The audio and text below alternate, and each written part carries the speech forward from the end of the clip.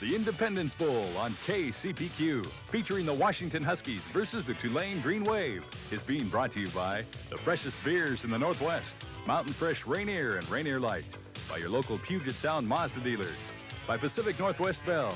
At PNB, we've always been the future. By William Derricks, serving your office equipment needs for 40 years. By Seattle Lighting, your bright idea store. And by Alaska Airlines, serving all of Alaska and cities throughout the West.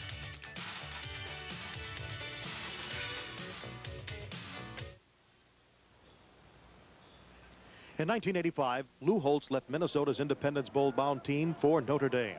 In 1986, David McWilliams left Texas Tech for Texas before their appearance. This year, Tulane's Mack Brown keeps the tradition alive. Now I'm extremely pleased to present to you the new head coach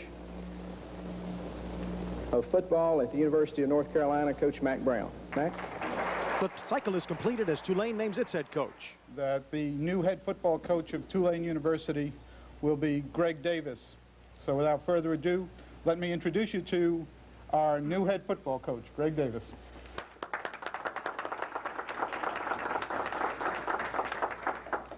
But tonight, Mack Brown finishes his career at Tulane in the 1987 Independence Bowl.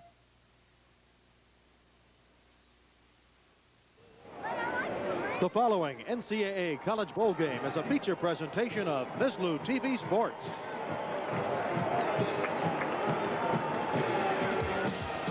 From Independence Stadium in Shreveport, Louisiana, welcome to the 12th Annual Independence Bowl. Tonight, the University of Washington meets Tulane University. The 1987 Independence Bowl is being brought to you by the Independent Insurance Agents of America and the companies they represent. By Pabst Brewing Company, makers of Pabst Blue Ribbon, Hamm's, and Olympia Premium Beer. And by 3M, worldwide sponsors of the 1988 Olympic Games. 3M, supporting the dream.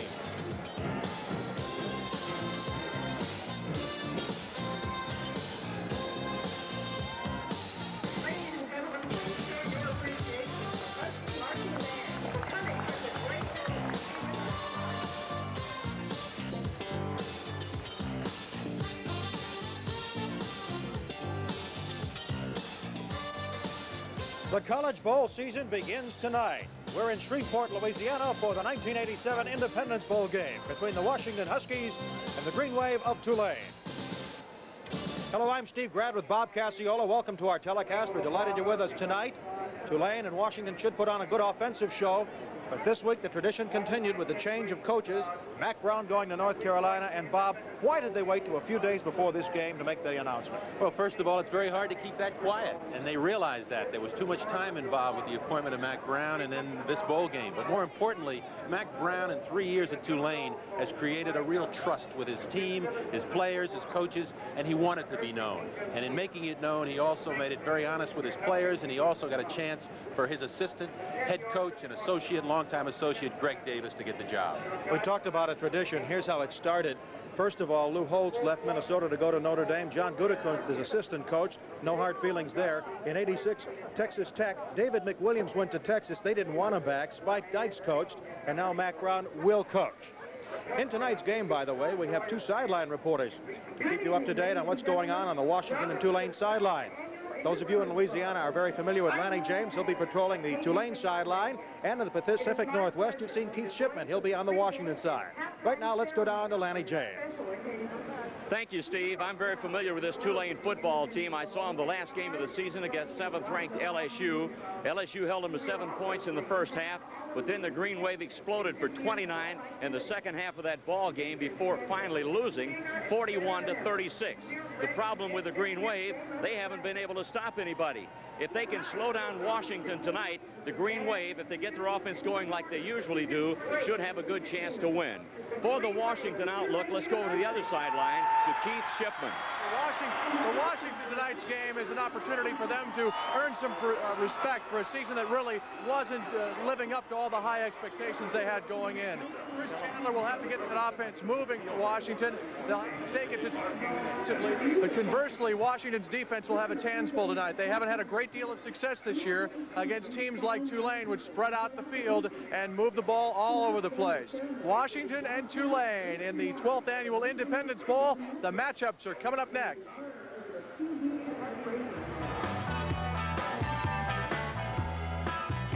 Welcome back to the Independence Bowl. I'm Dwayne Dow, and now let's take a look at the matchups. Brought to you by the Pabst Brewing Company, makers of Pabst Blue Ribbon, Hams, and Olympia, premium beers. Well, it should be a good one. The Green Wave of Tulane taking on the Huskies of the University of Washington. The South against the Far West. The University of Washington, coached by Don James, making its 9th straight bowl game appearance in tonight's Independence Bowl. Senior quarterback Chris Chandler. He leads the Husky attack with over 4,000 career passing yards. Senior split end Darrell Franklin is Chandler's favorite target. Franklin led the Huskies with 43 catches for 712 yards. The ground game features junior tailback Vince Weathersby, who leads Washington in rushing for the 2nd straight year and is an outstanding receiver. Anchoring the Husky defense, senior inside linebacker David Rill. Rill was the team's leading tackler and was named a National Football Foundation Scholar Athlete. 6 feet 4 inches tall, 300 pounds, that's sophomore Dennis Brown. He leads the team in sacks from his tackle position. Tonight's host, Tulane, coached by Mack Brown. Mack Brown has led the Green Wave to its first winning season since 1981 and its first bowl game appearance since 1980. Mark Zeno, the nation's leader in receiving yardage, highlights Tulane's attack. Zeno caught 77 passes for 1,206 yards to break Ron Seller's career record. Quarterback Terrence Jones has been able to get the ball to Zeno and leads Tulane in total offense both in the air and on the ground. Fullback Melvin Adams is the team's leading rusher, 421 yards. On defense, junior linebacker Richard Harvey has been the leader with plenty of help from defensive end Fred Davis and sophomore quarterback Michael Price. Harvey led the team with 109 tackles. Davis made 8 quarterback sacks, and Price returned 3 interceptions for 200 yards and a touchdown. Now this. Welcome back to the Independence Bowl. Steve Grant and Bob Cacciola with you. We're ready for the kickoff. Washington kicking to Tulane. Tulane, the home team in the green. It'll be Michael Pierce taking it on his 6. Right up the middle he goes and is tackled at the 25-yard line by the white uniformed Washington Huskies. Lilo Lang in on the stop. So we're going to get to see some interesting offense from both sides. Terrence Jones, an outstanding quarterback, a junior for Tulane.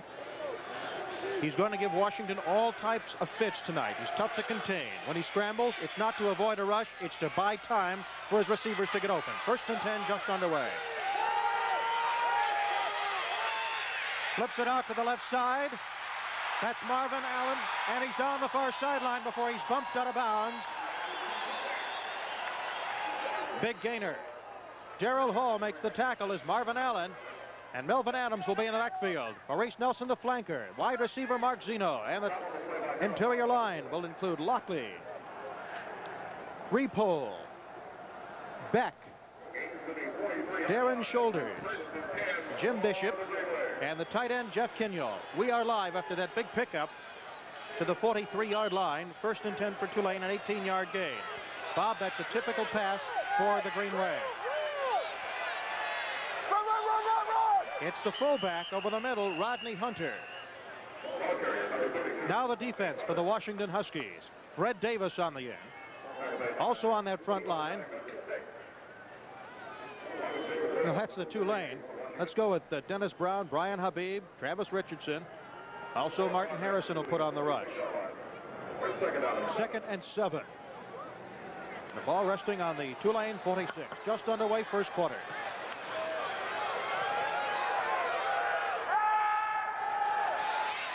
Fires it right over the middle to Jerome McIntosh. Short of the first down, right at the midfield stripe. There's Dennis Brown for Washington. Also Brian Habib in the middle of that defensive line, and Travis Richardson. Martin Harrison will be a backer. along with Bo Yates. David Rill, watch him. He'll be all over the field. Tom Erlinson back from an injury at the inside linebacker spot.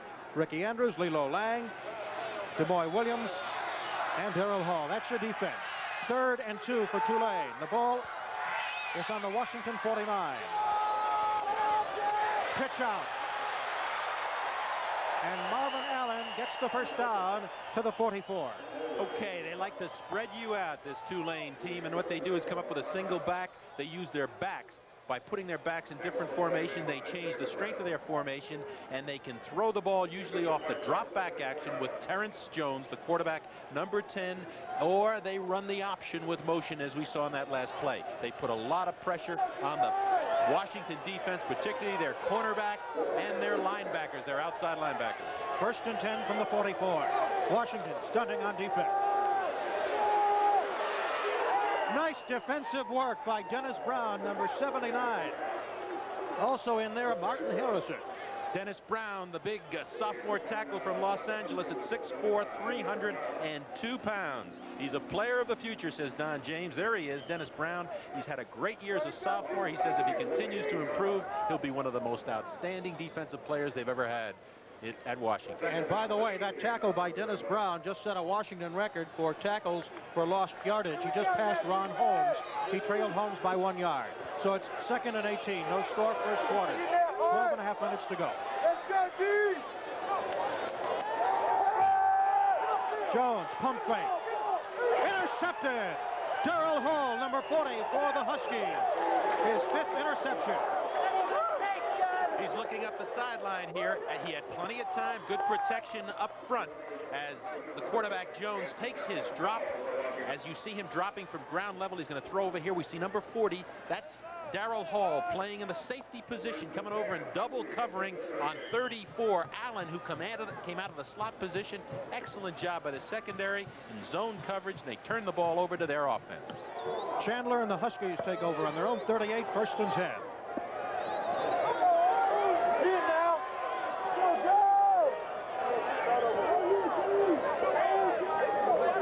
Weathersby, reverse, flea flicker, Chandler all day, bomb, Franklin, incomplete.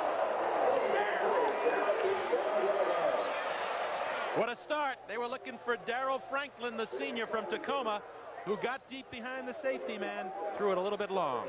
Let's look at the Washington offense. Chris Chandler, they were touting him for the Heisman before the season started. Aaron Jenkins in the running back position, along with VW Vince Weathersby. Brian Slater, he's a deep threat. Darrell Franklin, the man who was on that bomb. The interior line, McLeod, a veteran. Kelly John Lewis, he's a big guy. We'll get back to that in a minute. It's 2nd and 10.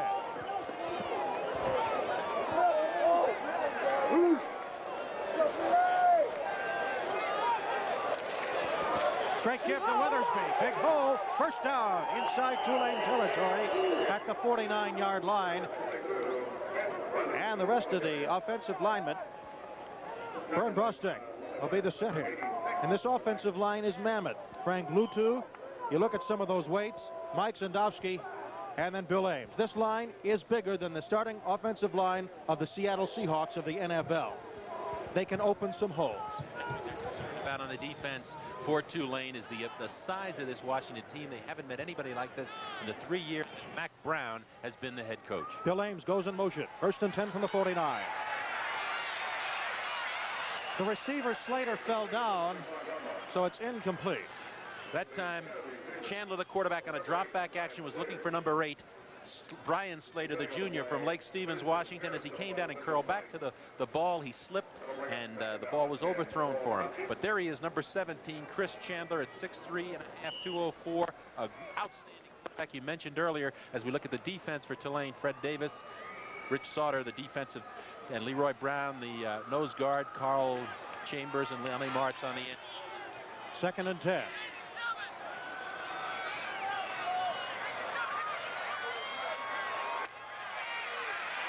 Franklin, first down Washington. Good open field tackle by Troy Wetzel, number 39. Darrell Franklin, the senior, he's the favorite receiver, the leading receiver. He's the possession type receiver we saw at this time. As we look at the linebacker Harvey for Tulane and Troy Wetzel, the other linebacker. And in the secondary, of course, Mitchell Price. He's added a lot to their defense from Rice, where he transferred. Tookie Spahn at the roverback position. Harrison, of course, the safety, and the cornerback, James McKinley. An illegal motion penalty against the Huskies will bring that one back. I mentioned earlier that Chris Chandler, the senior quarterback for Washington, was up for the Heisman. He had the records, too. He had everything going for him. But he's had a tough year with injuries. And now he's going to have a longer way to go as there's a change. They're bringing in 3 wide receivers. The tight end Ames leaves, and Brent Lockney, number 91, comes in. This is what he did in '87. In '86, he had 20 touchdown passes. From the shotgun, they only put this in 4 days before their last regular season game at Washington State. Big rush. And a shovel pass to Weathersby, falls down and gets back to the original line of scrimmage. Talking with Don James before this game, he said, if you're going to look for anything new, look for what we do off the shotgun. We just put it in. That time, the little shovel pass to Vince Weathersby, the junior runner from Los Angeles. He likes to put the ball in his hands as a runner or as a receiver. He milks his play, as his coach says. He's not going to break away. That time he slipped off the shovel pass, but we'll see more of that as this game progresses. We are scoreless, 10:45 to go. First quarter of the Independence Bowl. 3rd and 11 from the 50.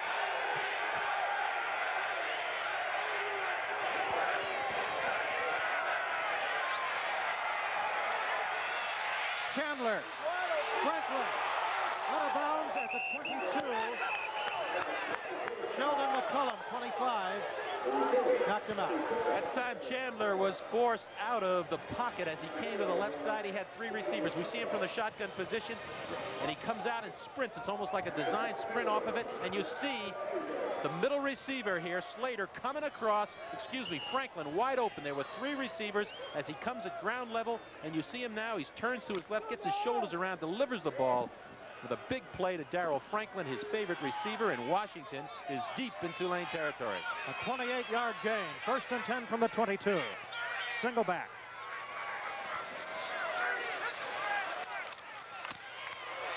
And they give it to Aaron Jenkins, the fullback, 6-foot junior from Stockton, California. Harvey made the tackle. Big offensive line of Washington. They keep that fullback at home. Every once in a while, they like to slip the ball to the fullback. This case, it was Jenkins. 95 Harvey, the leading tackler, the team leader on defense for this club, came up and made the hit. Harvey with 110 tackles on the season now. 2nd and 6.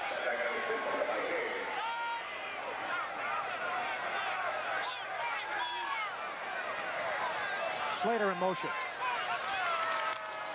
Weathersby off right tackle. Big gainer.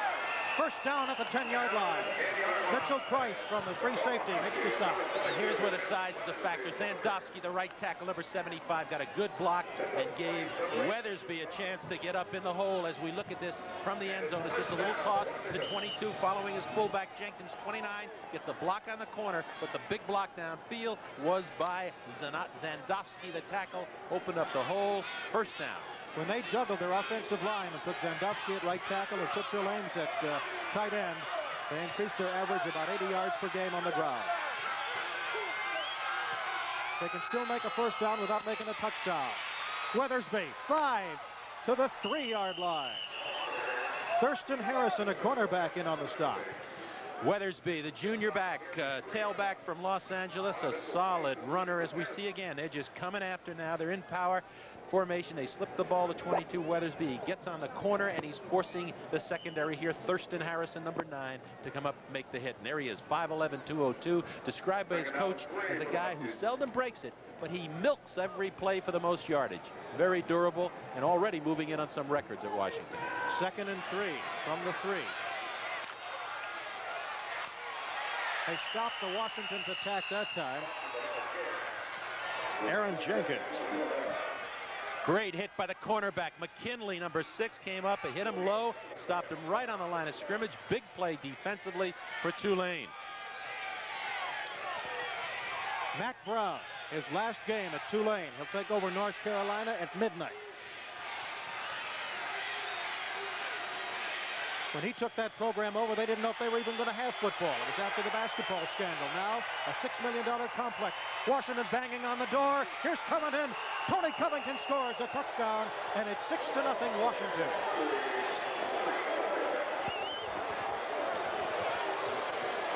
That's his 8th touchdown of the season. Tony Covington, the guy who they say can find the end zone. He found it this time. He's at about a 4.0 rushing average. That time he just ran off the right side. Covington, a junior from Portland, Oregon, gets in for the score.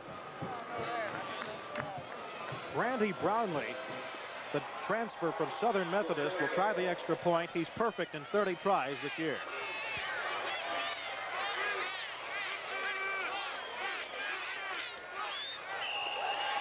And he's still perfect.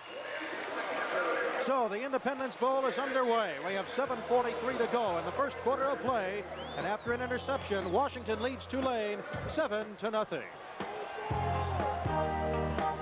Interception, Washington marched 61 yards in 10 plays. Brownlee will kick off for the Huskies for the second time tonight. A bouncing ball, and it's going to be a touchback. So we have 7:43 to go in the first quarter. And the score here at the Independence Bowl, Washington 7 and Tulane nothing. And we'll return to the Independence Bowl after this message from your local stations.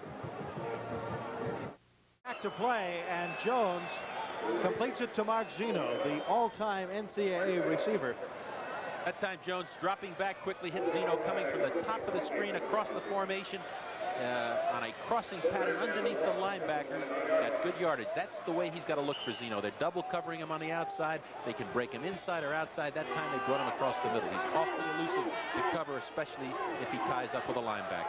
That's his first catch of the night, an 8-yarder. It'll be 3rd and 1 at the 29-yard line of Tulane. They trail 7-0. 7 minutes to go first quarter. And a fake to Hunter, the fullback. Washington doesn't buy it, and they tackle Jones. Jones kept on the option. That's the trap option where they fake to the fullback inside. He kept the ball that time, but he got across. Good judgment on Jones's part. He knew what he needed for a first down, only a yard. He got it. First down for Tulane. Tulane had a good drive going the first time they had the ball, but they were intercepted, and that gave Washington the chance to score. There's Zeno, and boy, the accolades just keep coming for him. Great player. 4'6" speed. 6'3", great hands, great. Just everything about him is great, and he has done it all. There's the option again. Pitch it out to Michael Pierce. Turns the corner and gets close to a first down on the far side of the field. Tulane will spread it out. They spread it out. The versatility of the offense is all comes around their quarterback, Terrence Jones. That time it was a little counter option. He stepped to his right, came back to the left to hold the linebackers, and put the ball on the corner to 23. Michael Pierce, a sophomore out of Mobile, Alabama. Good yardage. Very close to another first down. It is. This Tulane team has set records for itself in total offense and points, completions. I'm telling you, first downs, Mac Brown has really got the most out of it. 1st and 10 at the 41-yard line of Tulane. They have 4 first downs tonight, 3 by rushing. Play action. Good completion. It goes to Maurice Nelson. Tulane another first down. A junior from nearby Monroe. Great action by the quarterback Jones that time. As he came down looking like he was going to run the option, he stopped and he waited for Nelson, who on the right side. See him start up inside with the option to the fullback. Nelson, meanwhile, 21, comes across on a slant pattern in front of the defensive back, Williams, number 11. They're so quick on the flanks. If he has time to throw, he can cut you up with his passing offense. Much versatility in this attack for Tulane. Tulane trails 7-0. They have 1st and 10 on the Washington 41. This time they give it to the running back, Melvin Adams, the junior from Jennings, Louisiana. Very interesting in this offense that the fullback is the leading rusher, and that was Melvin Adams carrying the ball up inside. He's carried the ball 83 times this year for 421 yards. They run him inside just to keep those linebackers honest. For the first play this season, the first time for him this season, he touched the ball. It was against Louisville. He ran 55 yards. He's got some speed. 2nd and 7. The weather, very nice right now. In the 50s, it's dry. It rained all day. The tarp was on the field. A little slippery along the sideline. There's the spin, and Jones keeps the ball and has to to eat the ball as he's tackled for a loss. Rill, number 38. David Rill, a linebacker, the inside linebacker, the leader of the team. He's led this team in tackles for the last 3 years. He came up and played the option beautifully. There's David Rill, one of 11 players in the country honored by the National Football Foundation as an athlete scholar. Don James calls him as fine a player as he's ever been associated with. 35 straight starts. He played 99% of the Orange Bowl as a freshman in 1985, though he didn't start, and he started every game since then. 4th bowl start. He'll also play in the East-West Shrine game. 3rd and 9. After they start playing. Ball at the 40. Looking, tucks it away. Runs by Rill. Good play and spins down to the 25-yard line. Very nicely done. Darrell Hall tripped him up. This shows you the versatility and why he is so tough. It's a drop back action. He sees his receivers covered. He sees the opening in the middle. He knows he's got to get 9 yards. And watch this movement. He knows where the sticks is, and he goes through the tackle by Rill and is finally knocked down by the safety man Hall. But that's what makes this offense go. The ability of Terrence Jones to run the option, to keep the football, and to throw the football. The nickel defensive backs leave en masse, and the linebackers come back in for the Huskies. It's 1st and 10 at the 25 of Washington for Tulane. They trail 7-0. Right up the middle it goes to Allen. And Melvin gets inside the 20 to about the 17. In this game, they're very concerned about the defensive size of Washington, and the way they try to nullify it is with the formations, by spreading the field, as we said earlier, and running the football inside with a fullback and getting on the corner with the option or the pass. There's DeMoy Williams, who filled in for Art Malone and kept the job, although you'll see Malone on some nickel coverage. 2nd and 2 from the 18, 3:20 to go, 1st quarter. 7-0 Washington.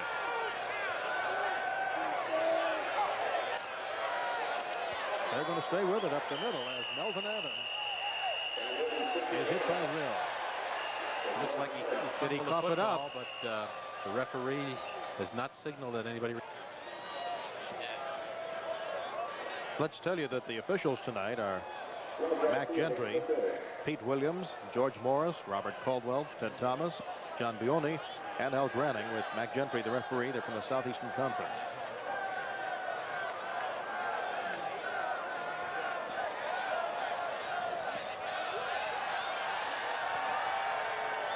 The ball will be at the 15, and they're discussing things with Washington. Personal foul, offense, after the play, 1st and 25. Well, the good news for Tulane is it's a 1st down. The bad news is they've got to go from the next parish to get in there. Here in Louisiana, of course, they don't have counties. We have not seen many penalties here in this 1st quarter. There was a motion penalty against the Huskies in an earlier drive. There's what's going on right now for Tulane. They've done a nice job on controlling the ball. They send Zeno and Nelson, their 2 speedsters, out to the same side with Zeno in a slot. They've got 3 wide receivers, as they do quite often, with James Toney on the right. Maybe a quarterback draw. They've used that on long plays, and Brian Habib, the nose tackle, number 91 co-captain, was there. You called it. That was a designed quarterback draw play. Habib, the nose tackle, sitting at 6'6", 275 pounds, diagnosed it perfectly and kept it to no gain or very short gain, and they're still looking at a lot of yards. It's 2nd and 24 with the ball sitting on the 30-yard line of the Washington Huskies. And Jones has busted one of those for 53 yards this year, but Washington would have none of it on 2nd and 24. Again, McIntosh, number 14, and Toney, number 18, are way to the left. And perhaps a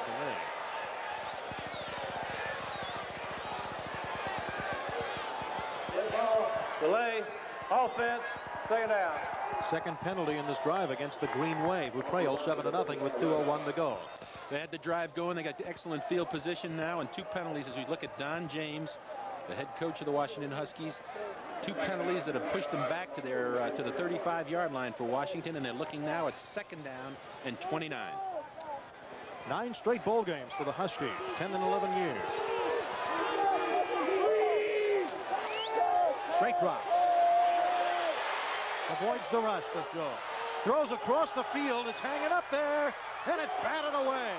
Tony Zachary. 6'2½", 193-pounder from Seattle, timed it perfectly. They bring Zachary in their nickel coverage, that extra defensive back. He was trying to throw across the field. He was getting pressure from the backside. As we see, the rush is on for him. He threw it. He's lucky it wasn't intercepted. Now they're looking at 3rd down and 29. And the Husky defense is starting to put pressure on the quarterback. Of course, it's a known situation. Here we go, 3rd down conversions. Tulane has been 3 for 3 thus far, but they haven't gotten into the end zone. You know, Zachary was the Pac-10 long jumping champion at one time in track, and he needed every bit of spring in his legs to bat that away. 3 wide receivers. Long to the left side. Rolling left is Jones. Now he's just running. He won't hook slide. He'll try to get all the yardage he can, and he gets to the 21 before he's tripped up at the ankles. Let's see who came up to make that tackle. Jay Roberts from a linebacking position, number 85. That's a design sprint out. That's called a dash, where the quarterback takes his drop back and then sprints to one side or the other. That time he sprinted to his left. Washington playing good zone coverage, did not give him a chance to throw the football, played good defense and keeping him in front of him. And now Tulane, with the ball sitting just outside the 20-yard line, is going for 3. They're going for the field goal. Todd Wiggins, 3 for 4 from this distance, as you see, is a sophomore from Pearl River, Louisiana. That ball is off the mark, and I don't know if it was deflected. With 46 seconds to go in the first quarter, the Washington Huskies still lead Tulane by the score of 7-0. Seconds to go in the first quarter of play. 7-0 Washington. 60 yards, 13 plays. They held the ball almost 7 minutes to Tulane, but they came up empty on a missed 37-yard field goal. Split backs with the slot to the right for the Huskies.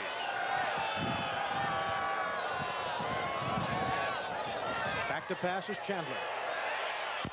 Over the middle to Ames, his tight end, and he gets the first down and a lot more before he's racked up by McKinley at the 36-yard line. Let's go down to Keith Shipman on the Washington sideline. The gentleman who just caught the football, Bill Ames, is very important to Washington's success this year. He started as a 4th-team tight end to begin the season. He's worked his way up to the number 1 spot. The question is his ankle. Let's go back upstairs. Well, he didn't have too much problem running after the catch that time. 1st and 10 at the 35 for the Huskies from the I formation. Slater to the right, Franklin to the left. Keeper by Chandler, and he fell actually over his own interior lineman, Frank Lutu, as he was trying to come out. However, he was chased quite a bit by Richard Harvey, the junior linebacker. That time he came out and ran a little option that time. The quarterback, Chris Chandler, tried to get on the corner with the football. We go back to the tight end situation. Ames was injured, as we know. The fact that he's starting is a surprise because Don James wasn't sure that he could. Another surprise is that it's so low scoring. We're at the end of the first quarter of play at the Independence Bowl, and it's Washington 7, Tulane nothing. Back to the Independence Bowl game, where Washington leads Tulane 7-0. Steve Grant and Bob Casciola with you here in the booth. Donnie James and Keith Shipman on the sidelines tonight. It'll be 2nd and 7 from the 38. For Chris Chandler and the Washington Huskies, who are in their I formation. They send their tight end in motion. Ames goes strong right. There's the pitch to the second man through Weathersby. Good stop by Harvey again. Richard Harvey, 3rd tackle tonight. Harvey, the junior from Gaudier, I guess, Louisiana is the way you pronounce that. He's a mechanical engineering student at 6'2", 223, and he's awfully quick. And he's the leading tackler on this team. He had 82 solos this year. There he is, number 95, Richard Harvey. He's playing extremely well early in this ball game from a defensive standpoint, and they have to do it because they are outsized by the Washington Husky offensive unit, is particularly up front in the offensive line. It is massive, and Vern Grostek mastered the long snap in 3 tries. They'll do the shotgun snap. Good block by Jenkins, and the ball is underthrown by Chandler, intended for Weathersby. That time they came out and flanked Weathersby out here to the right side, trying to get him loose underneath as one-on-one with a linebacker. Got a little pressure, threw the ball behind him. But there is Chris Chandler, and here we look at a very fine player in Mitchell Price, the cornerback for Tulane. Price played at SMU. He transferred this year and is only a sophomore from San Antonio, Texas, and he has added a great deal to this defense. Eric Clanton will punt. It has not been their strong suit. He doesn't kick it deep, but he does get it up there. End over end. And the ball will take a Washington roll. It continues to roll, and it's convoyed down to the 31-yard line of Tulane. And the punt is down near the 27-yard line. So we have 14:07 to go in the second quarter of play at the Independence Bowl game with the score Washington 7 and Tulane nothing. We'll return to the Independence Bowl after this word from your local stations. Tulane gets the ball. First and 10 on their 26. Those are the statistics. And that costly interception for Jones. They've got a slot to the right and a straight drop. Pumps it, avoids the run. Jones is dangerous. Does a little rushing of his own to the 32-yard line. Let's go now down to Lenny James. Steve and Bob, that was an important drive by Washington, and I mean defensively for Tulane. They had talked about it on the sidelines that they needed to get in the gaps. They needed a look or two at Washington down the field to make some adjustments. Obviously, that first drive helped, even though they scored. Tulane shut them down the second time they had the ball.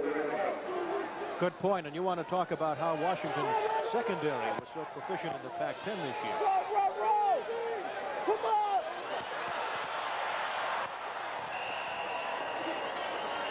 On 2nd and 5, he almost got the first down.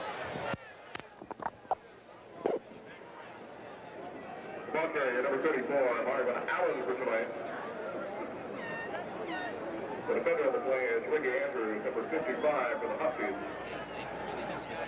For progress to the 36-yard line with Preston Chan. 13:20 to go in the first half of play. 1st and 10 for Tulane. They've got to move the chains now. And they have the ball at the 36. 7-0 Washington.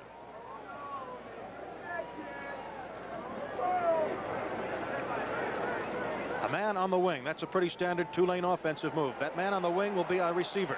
It's Allen going deep. Directing traffic is Jones. Coming back for the ball nicely and making a catch before Erlinson wraps him up. The receiver is was Zeno. And Jones and Zeno played together on the Sandlots. They played together in high school. And because of the redshirting of Zeno, they only missed a year when they didn't get to play pass and catch.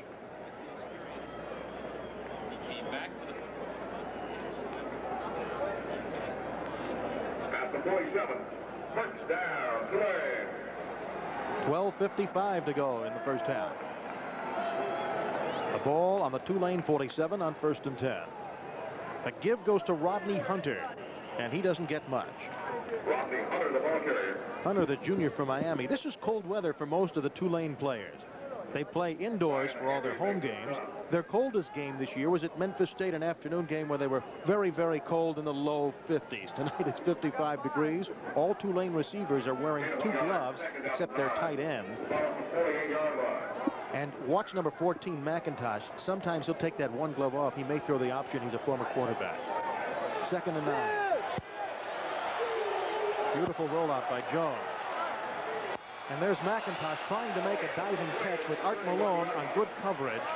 Art Malone coming in as the 5th defensive back. Number 4 had him all the way across the field. That's the designed rollout. He drops back and then he sprints, this time again to the left side, looking to pick up on McIntosh as he came across, but Jones had him covered well.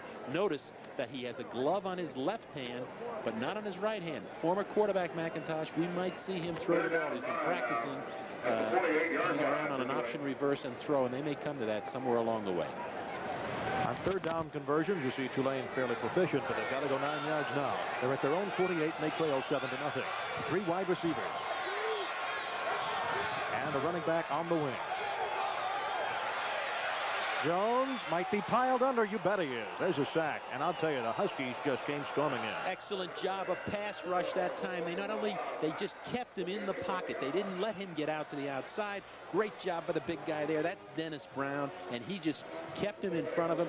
56 on the corner. That's Harrison, the outside linebacker. They just kept him in the pocket and never gave him a chance to come out. And now they're looking at 3rd and long, and this is tough on the quarterback on the offense. 3rd and 19. DeMoy Williams back deep for Darren Smith, who said he wanted to become a punter when he was in Pee Wee football, and Ray Guy came to visit when the Saints played the Raiders. Gave him some tips. End over end, and Williams has to back up. And if that ball stops dead, Washington will be in trouble, but it goes into the end zone for a touchback. So we have 11:20 to go in the first half of play here at the Independence Bowl in Shreveport. The score, the Washington Huskies 7, the Tulane Green Wave nothing. After a 61-yard punt into the end zone and 20 deducted for the touchback, it's 1st and 10 for Washington from the 20 with 11:20 to go in the half, and Washington leads 7-0 with a man in the slot in an I formation. They give it up the middle to Aaron Jenkins, the fullback. He had 200-yard games this year, including 103 against UCLA, which at the time had the second-best rushing defense in the country. This is Steve Grad with Bob Cacciola and Keith Chipman, and also Lanny James, who made a good point on the Tulane sideline about defensive work. They're not big enough on their team, nor are they quick enough to blitz a lot. They don't want to get in that situation against Washington. They want to get in the gaps. They want to control the line of scrimmage. They want to bend, but they don't want to break. And so far, after that first touchdown drive, the defense for Tulane has been doing that. 10:45 to go in the half. Ames, the tight end, in motion. Another give, but flags go all over the field. And again, the fullback, this time Tony Covington, makes the carry. Mulmore makes the tackle from a linebacker spot, number 40, coming off a knee sprain injury. He's a big one. He's 6 foot, 230. As we look at Mac Brown, signaling in here, he's talking to his defense as he wants them to take the penalty. Last time he coached against Don James, he was an assistant in the Orange Bowl at Oklahoma in '85. Yes. Motion. Offense. 5 yards. Second down. That's the second one. As we look at Don James, we didn't completing his 13th year as head coach at Washington. He's won 107 games. His winning percentage is 711. His 711 is a remarkable one. And Don James, of course, is right now the second winningest coach in the Pac-10 next to John McKay, who coached, of course, at USC. 2nd and 12. And the draw goes to Weathersby. More flags go down as he gets to the 22-yard line. The Tulane Green Wave defense is swarming all around. Troy Wetzel, 39, an inspirational play, a very emotional senior leader. Well, they're coming up and making the play once they diagnose the direction, and they're doing a good job of it. And they aren't that big, but they stay at home, and they're playing good, solid defense. 7-0. The Huskies lead the Green Wave of Tulane. 10:09 to go in the first half. This is going to probably be a big penalty, a 15-yarder. It looks like it might have been holding. So it's a big decision for Tulane now, whether they take this penalty or take the down. The Huskies have come out flat, certainly in this series. And perhaps those Green Wave defensive adjustments are the reason.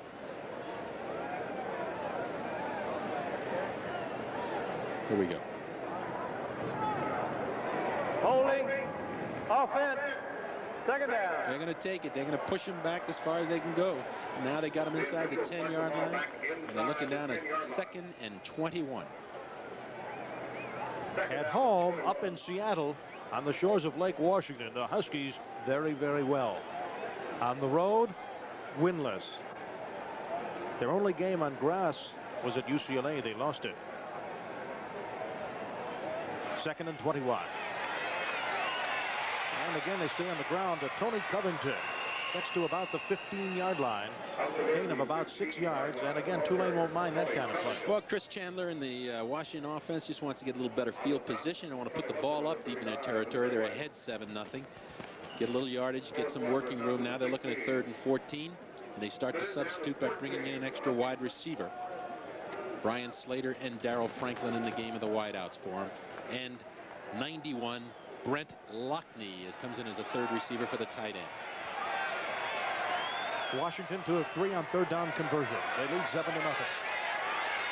Play action fake. Chandler, lots of time. Going deep, and there should be a collision, a clean collision. I'll tell you what, Brian Slater went right into McKinley, and no flag was thrown. McKinley was playing Slater from the wideout position. Very tight, but the official was right there, and he said he didn't look at it that way. They are concerned.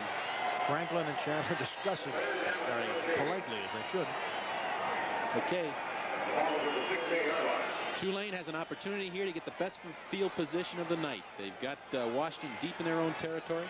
They've got an opportunity to get that ball upfield and in good shape for their offense. Price standing at his 47. Clanton punts straight up. They should get good coverage on it. Price takes the short punt at the 43. Straight up. He's still on his feet. He can go all the way. Here goes Price. He's gone. And it'll be 7-6.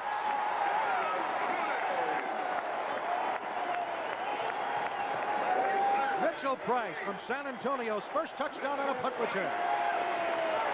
There he is. He's a sophomore. Transfer from SMU, and this year he's done it on defense for him in the secondary with 3 interceptions as a punt and kickoff returner. And that time, I think the Washington offense thought he was going to fair catch the ball. They let up for a minute. He came up and caught the ball on the run, never broke stride, and ran it back. And that's a big play and a big lift for this Tulane football team. And typical, a short punt, only 28 yards, and a 44-yard touchdown return. And now Wiggins will try the point after. It's good. We're tied. 7-7 with 8:56 to go in the first half. This field goal earlier may haunt Tulane, but right now we're all tied. Washington 7, Tulane 7.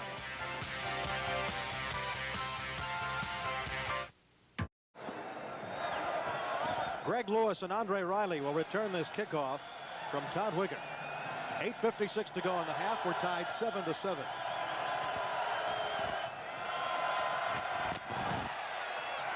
Tulane cannot get it in the end zone. Normally they'll squib it. This time Lewis, the freshman, on his 5. Right up the gap, and a good run back to the 33-yard line. That's where the Huskies will start. Lenzer Burton made the stop for Tulane. Last time they had the ball deep in their territory. The offense for the Washington Huskies rather conservative. We haven't seen Chris Chandler really open the football up as we watch this punt return by Mitchell Price, number 8, to get Tulane back in this ball game. 44 yards, touchdown.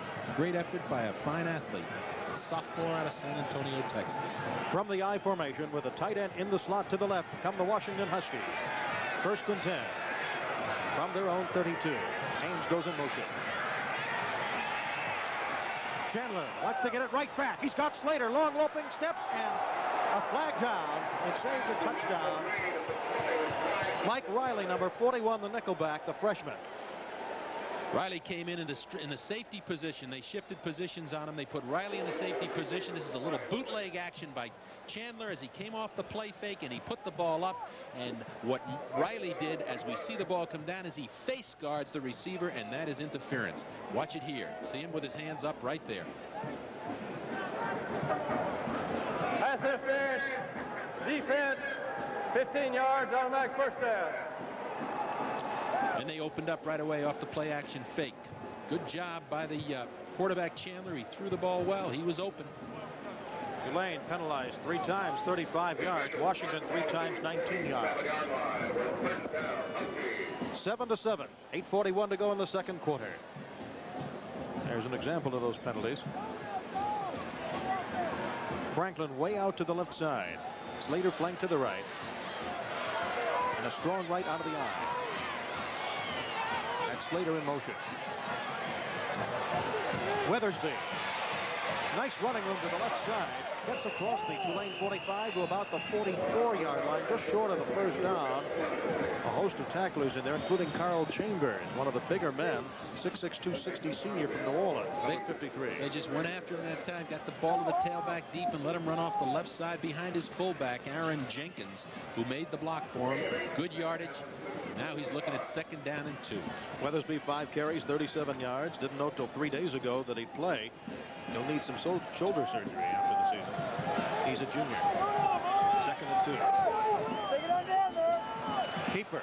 Here's Chandler doing a little bit of Jones's type of running and gets the first down plus a lot more to the 37-yard line before Richard Harvey makes the tackle.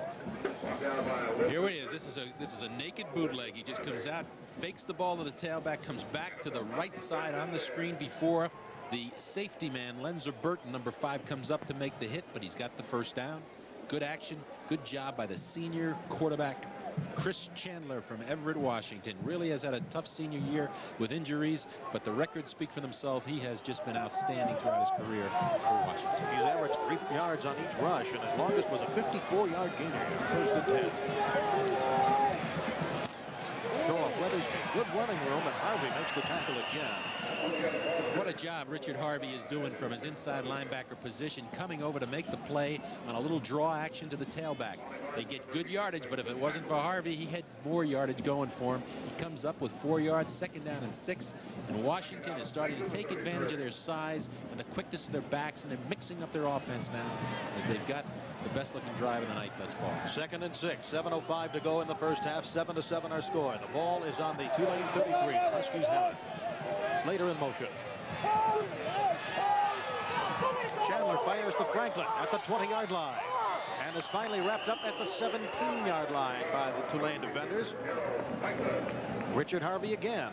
Darrell Franklin is the split receiver. He's the possession receiver, the 3-year letterman, number 7, as Chandler takes a short drop here. It's a time pattern. He gets the ball right out here to Franklin as he makes the catch. The defender, in that case, number 41, Riley, fell down. He slipped on the turf. 1st down for Washington. Franklin, the 6th all-time Washington receiver. 6:40 to go in the half. 1st and 10 from the 17.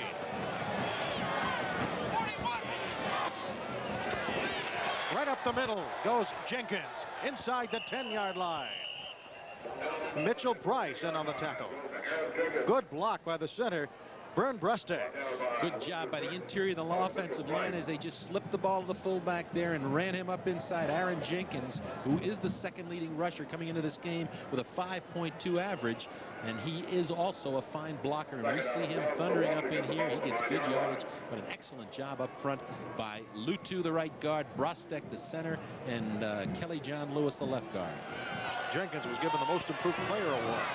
Both teams have had long drives tonight. 2nd and 1 from the 9. And here is the fullback again, Aaron Jenkins, to about the 5. And the Green Wave closes in on him, led by Vincent Mulmore, the sophomore. That time they came out in split backs, a passing set normally. They slipped the ball on a dive to the halfback, Jenkins, and he got up inside for good yardage and then knocking on the door. Jenkins' first year as a starter. And it's a 1st and goal now from the 5-yard line. Jenkins has had severe knee problems since high school, but it doesn't show in tonight's game. There is the full house T backfield, and they've got everybody with bulk, including Scott James, the extra tight end. They roll out, pump fake, Chandler in the end zone, touchdown Washington. Bill Ames, his first touchdown catch of the season. Excellent choice by Chandler. There's the experienced quarterback. He was looking to get the ball to his halfback in the flat. Watch this action here. He's going to look back to his left as he looks back to slip the ball to his halfback, Weathersby. He's covered by the linebacker, and he looks instead and finds his tight end 89 crossing in the middle. Beautiful execution. Impressive drive by the Washington Huskies. So Brownlee will try the extra point. He is 31 of 31 on the season.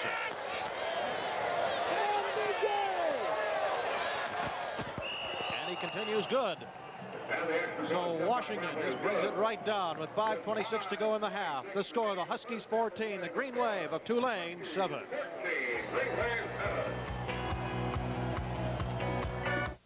23 Pierce and 18 Tony are the deep men for this kickoff, with Washington leading 14-7. And Brownlee kicks it off. It's a squibber. One of the up men will just cover it at the 32-yard line, which was very wise on this wet turf. 5:26 to go in the first half, and the score, the Washington Huskies 14 and the Tulane Green Wave 7. After this message from your local stations.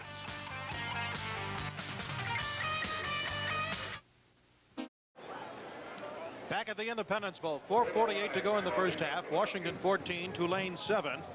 It'll be 3rd and 6 for Tulane. And I want to tell you, there's some good ground interior line blocking by the Tulane Green Wave, especially John Repole, 79, and Jim Bishop, 68 at the tackles. They had Brown and Habib coming in, and they held their ground. Jones screens it out to his running back, Adams. Good running room for Adams. He picks up a first down, goes to midfield to the 47-yard line. Beautiful execution of that little slip screen as they had Adams released to the right side, and Jones let those defenders come in on him. He just put the ball out there, and Adams can run with it. He's a rusher, but he's caught coming into this game 9 passes for 99 yards. Art Malone on the defense that time. Two wide receivers to the left, McIntosh and Tony. They've got Zeno out to the right with a winged running back and a solo back behind the quarterback. Jones. Time, going long to Zeno. He's got it! A big gainer inbounds at the 11-yard line of Washington. Big mistake by Art Malone coming into the safety position. Malone, number 4, did not get over to cover Zeno deep. They had him short with the cornerback Williams to that side, but watch Malone. See, he came up on a straight line to the sideline rather than getting depth, and you can't do that against a receiver like Zeno. As you watch it from behind the offense, and you will see as the quarterback drops from ground level here, Zeno gets deep down the right side and puts Tulane in excellent field position. Concentrates on the football. Watch him right there. Perfect. 43-yard gainer. 1st and 10 from the 11. They can make a first down. Into the end zone, Jones, and he overthrows Zeno. Zeno has 3 catches tonight for 62 yards. Right now, Keith Chipman has a report from the Washington sideline. This guy was part of the Washington football team, standing up into the Pac-10, starting for the Dallas Cowboys. And how are things going? Fine. Guy in front of me retired about 10 starts, and things were going really well. Plenty to get some good players like Lawrence Taylor, and a lot of Pro Bowl players. Things are going really well for me. Monday Night Football against the Rams. Steve put for another.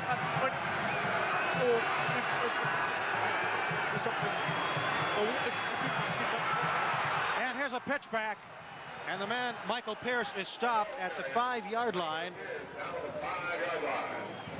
As Tulane continues to drive, Travis Richardson on the tackle. Going to have 3rd and short yardage here. That time they came out in their spread formation, and the versatility of this offense, particularly because of the quarterback Jones. They tried to run the option on the corner, but good defense by the Washington secondary, particularly their outside linebacker to that side, Yates, forcing a 3rd down and 4. Pierce 3 carries for 17 yards. Zeno and Nelson way out to the right with Zeno in the slot. And they're getting man coverage, single coverage out there. That's a lot of pressure on those 2 cornerbacks. 3rd down and 4. Jones slips a tackle, throws into the end zone. An excellent defensive work. Tipping the ball at the last minute for Washington was Demoy Williams. And the ball was going to the tight end, Kenyo. They tried to fake you out a little bit by putting Zeno and McIntosh to one side wide, and they came back looking for their tight end. But a good job in the secondary by Washington, forcing a 4th down and forcing Tulane to go for 3. Here it is. As we look up, he looks for 82. He puts the ball up, but look at the coverage there by number 11, Demoy Williams, the cornerback. Good position, makes the play. Now Wiggins will make a second field goal attempt, a 22-yarder. This one is up, and it is good. So Tulane does get some points out of this. With 3:18 to go in the first half, the score, the Washington Huskies 14, the Tulane Green Wave 10. Ms. Lou, TV Sports will have the Freedom Bowl for you on Tuesday, December 30th at 8 Eastern Time. Arizona State Sun Devils against the Falcons of Air Force. That's the Freedom Bowl coming your way on Ms. Lou TV Sports. 3:18 to go in the first half of play. 14-10, Washington leads Tulane in the Independence Bowl. Wiggin, who just kicked a 22-yard field goal, grounds the ball. And it is taken by the up man, Andre Riley. Riley across the 30 to the 36-yard line before he is swarmed under by the Green Wave tacklers, led by number 3, Eric Rackler, junior from San Francisco.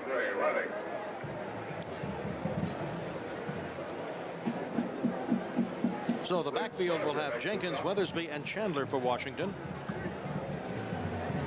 with Ames at the tight end spot as Chandler comes in from the sideline.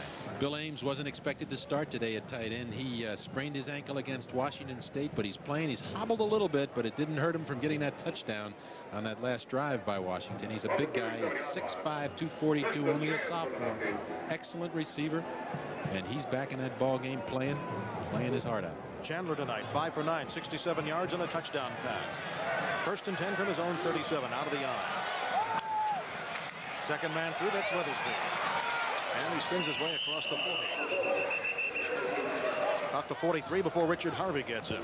Good job on the right side by the Washington offensive line. They gave Weathersby a chance to cut that play back. He wanted to go off left tackle. He broke it to the right side. We have a flag down on the field. Looks like it's going to go against Tulane. Incidental, get the defense, first down. There's your career passing leaders at Washington. And you see some big names there. Sunday Six killer Steve Puller, Don Heinrich, who does some radio for the Huskies. And there's Chandler, number 4.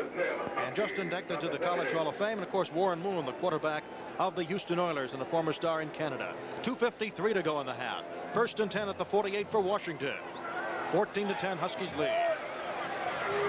In motion goes Slater. The pitch. Weathersby. Big opener. To about the 39-yard line of Tulane. Good for a first down. Tookie Spahn makes the tackle. And now they're coming out and coming after him and getting some holes in that line. That time they put the formation into the field, the wide side of the field. They ran the ball back into the boundary. And Weathersby carrying the ball on the right side behind a big block by the tight end Ames. Got good yardage, and they're moving the football up the field now. This drive with 2:33 left in the first half. Weathersby, 8 carries, 59 yards. He only had one 100-yard rushing game this year as Ames goes in motion. On the 39 of Tulane, 14-10 Washington. Split pass. Strong left side. Keeper for Chandler. Doesn't get in line. Beautiful reading on the coverage by Tulane. 39 Wetzel in on the tackle. That time they came out in the split backs. They like to run the dive, and that time they ran the option off of it as the quarterback Chandler kept the ball, got in the middle of the field, got some good yardage. There's a 4-down zone. The clock is moving. 1:53 remains. 2nd and 7. Rushing yardage tonight for the Huskies behind that mammoth offensive line. Play action fake. Chandler rifles that ball complete to Franklin at the 23-yard line.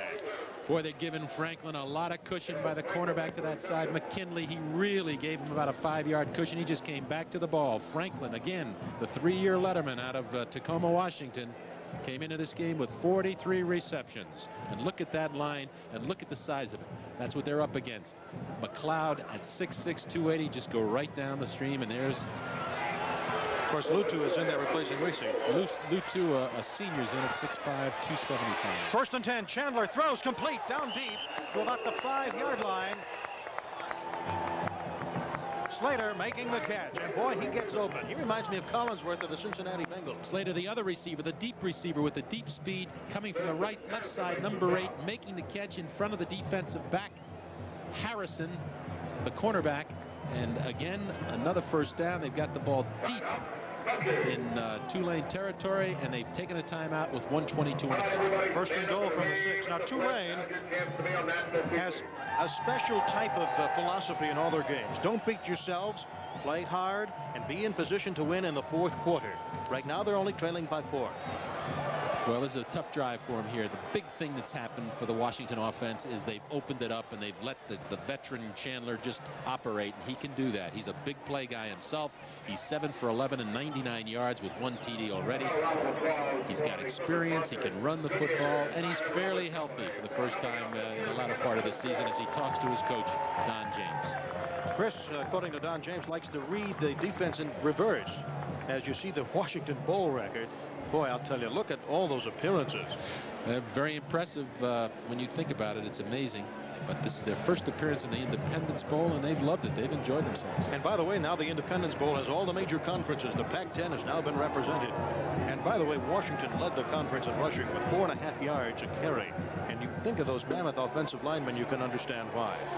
But they're not only big, but they're active, and they can pass protect, and they have enough of an offense behind their outstanding quarterback, Chris Chandler, that they keep that defense on edge, and particularly this Tulane defense, which isn't that experienced and not that big. There's a good look at Chandler. 1st and goal from the 6. Huskies lead by 4. 1:22 to go in the first half. Play action fake again by Chandler. Has some time, pump fakes. Now throws it incomplete, intended for Ames. You could see the big guy struggling to reach out for the ball. He was looking for Darryl Franklin, though, in the corner of the end zone. Good coverage there by James McKinley, the cornerback for Tulane. He had pressure on him, and he just threw it up, looking again for the tight end. Not this time. Good job by the Tulane defense, particularly in the secondary, as we watch here again as Chandler just throws the ball up for the tight end coming across. They're in man-for-man coverage here. They're in tight coverage, and many times the tight end does come open because he's being covered by a linebacker. 2nd and goal from the 6. Ames, the tight end, will line up on the left side. Single man in the backfield is Owen Jenkins. Slot to the right is Franklin. Slater out to the right. Chandler just pops it deep in the end zone. Franklin, is he in bounds? Yes, touchdown, Washington.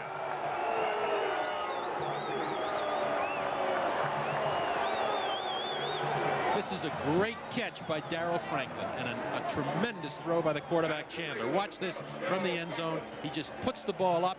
You just don't have any more room than this in the back line of the end zone. And watch his feet as he comes down. Ooh. Outstanding camera work, too, I'll tell you. Great job. Good shot of that. Franklin's 4th touchdown catch of the season. He'll be playing in the East-West Shrine game of the Tulane Bowl All-Star Games as Brownlee will try for his 32nd straight extra point this season. And will hold it. It's good. We have 1:09 to go in the first half, and it's Washington 21, Tulane 10. Here we go again as we watch Chandler just put the ball. He's got pressure on him. 97's up in his face, but he puts the ball on the end line of the end zone, and a great catch by the receiver as he just comes down with that left foot in. Looks like his left foot hit. That's Franklin. He's got 4 receptions, 61 yards, and 1 touchdown. There it is again. He's in. He's got that left foot in there. And 63-yard drive in 8 plays. Franklin catching a 6-yard pass for the Huskies. And there is the scoring drive information. Took 2 minutes, 9 seconds. We're delighted you're with us for this 1987 Independence Bowl game. Steve Grad and Bob Cassiola with you. Keith Shipman on the Washington sideline. Lanny James on the Tulane sideline as you see the deep men, Tony and Pierce. And Brownlee will get set to kick off for the Huskies. They lead 21-10. Coming into this football game, Mac Brown, the head coach, and his staff at Tulane felt they're going to win it. They had to score. They knew they were going to have a tough time staying in this game defensively. They just wanted to stay close enough, but they've got to score. And really, their offense has not come through for them in the first half. Washington's Jay Roberts, 85, firing up the fans from Seattle who made the trip, and some of the alumni from around the country.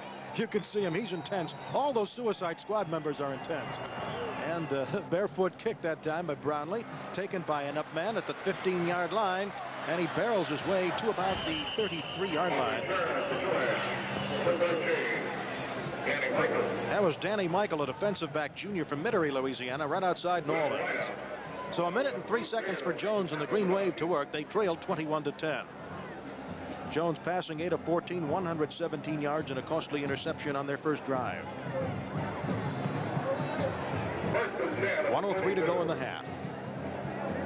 2 wideouts to the right. They've got Nelson to the right, and they've got a man Zeno to the left split. Straight drop. Quarterback draw. Here goes Jones. Got some good running room across midfield, and he pulls his way to the 46-yard line before the secondary people have to make the stop for Washington. DeMoy Williams and Eugene Burkholder. He's got 3 timeouts, so he can use the clock as it ticks off, and as they move the chains here, the clock is stopped, but he does have 3 timeouts remaining.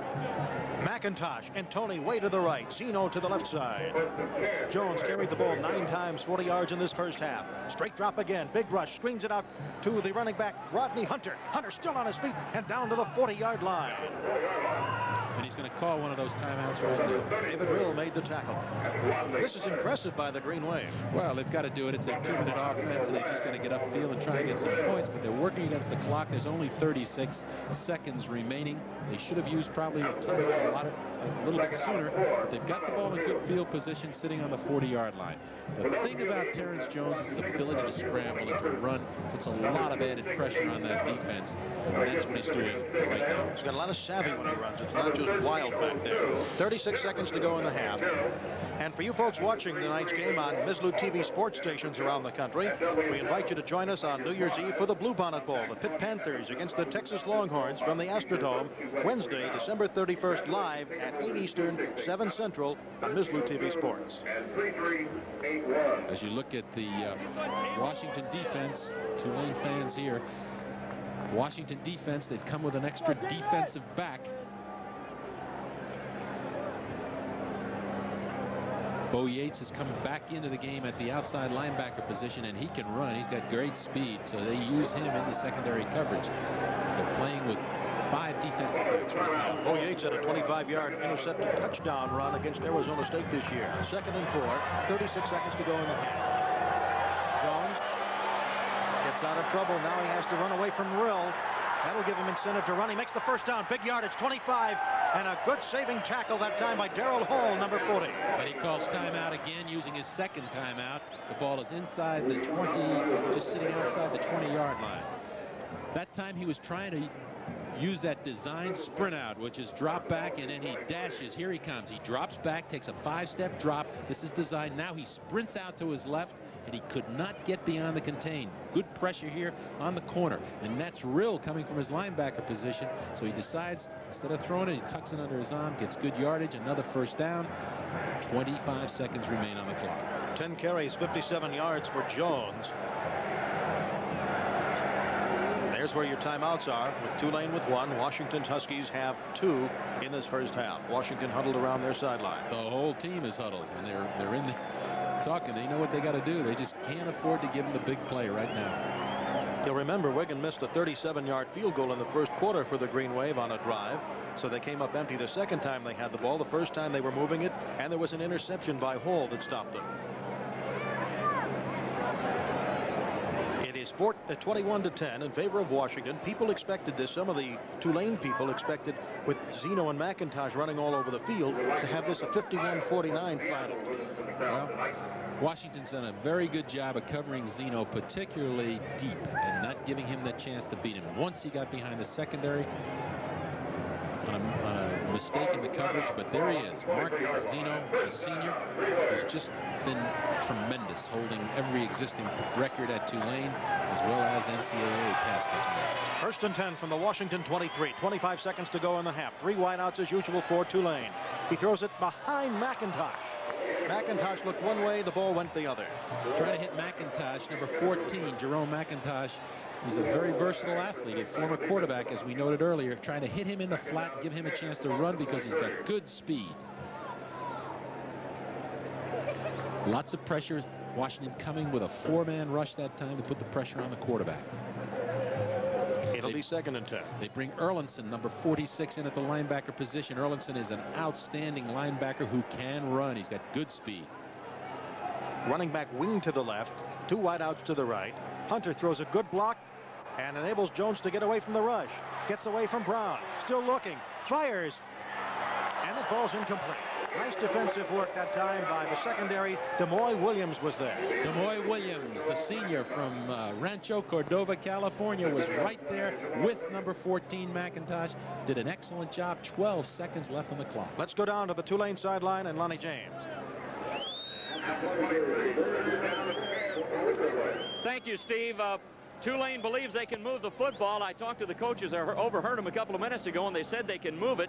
They've just self-destructed. They've proven it that they can move the football. The key is converting that into some points. Let's see if they can do it this time. They'll have 3rd and 10 from the Washington 23 with 12 seconds to go, and they trailed 21-10. They've got 1 timeout left.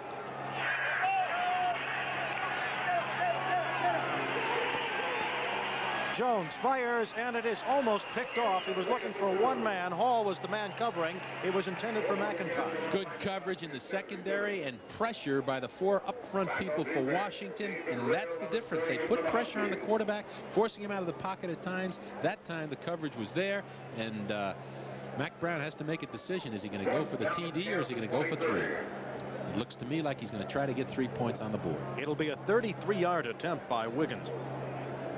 Just try to get some points with 7 seconds to go. Now they make it a 40-yard. Now officially 39 because it's in front of the 40. Remember, he missed a 37-yarder in the first quarter. From the tee, the kick is up, and it is no good. Off to the right. So the second field goal opportunity for the Green Wave is no good, and they still trailed 21-10. There's 2 seconds left on the clock. You got to give credit to the Washington defense. They've done the job putting pressure on the quarterback and covering in the secondary. And as Lanny was saying from the sideline position, they moved the ball, but they can't seem to get it in the end zone. Washington's defense, their secondary, led the Pac-10 in pass defense this year.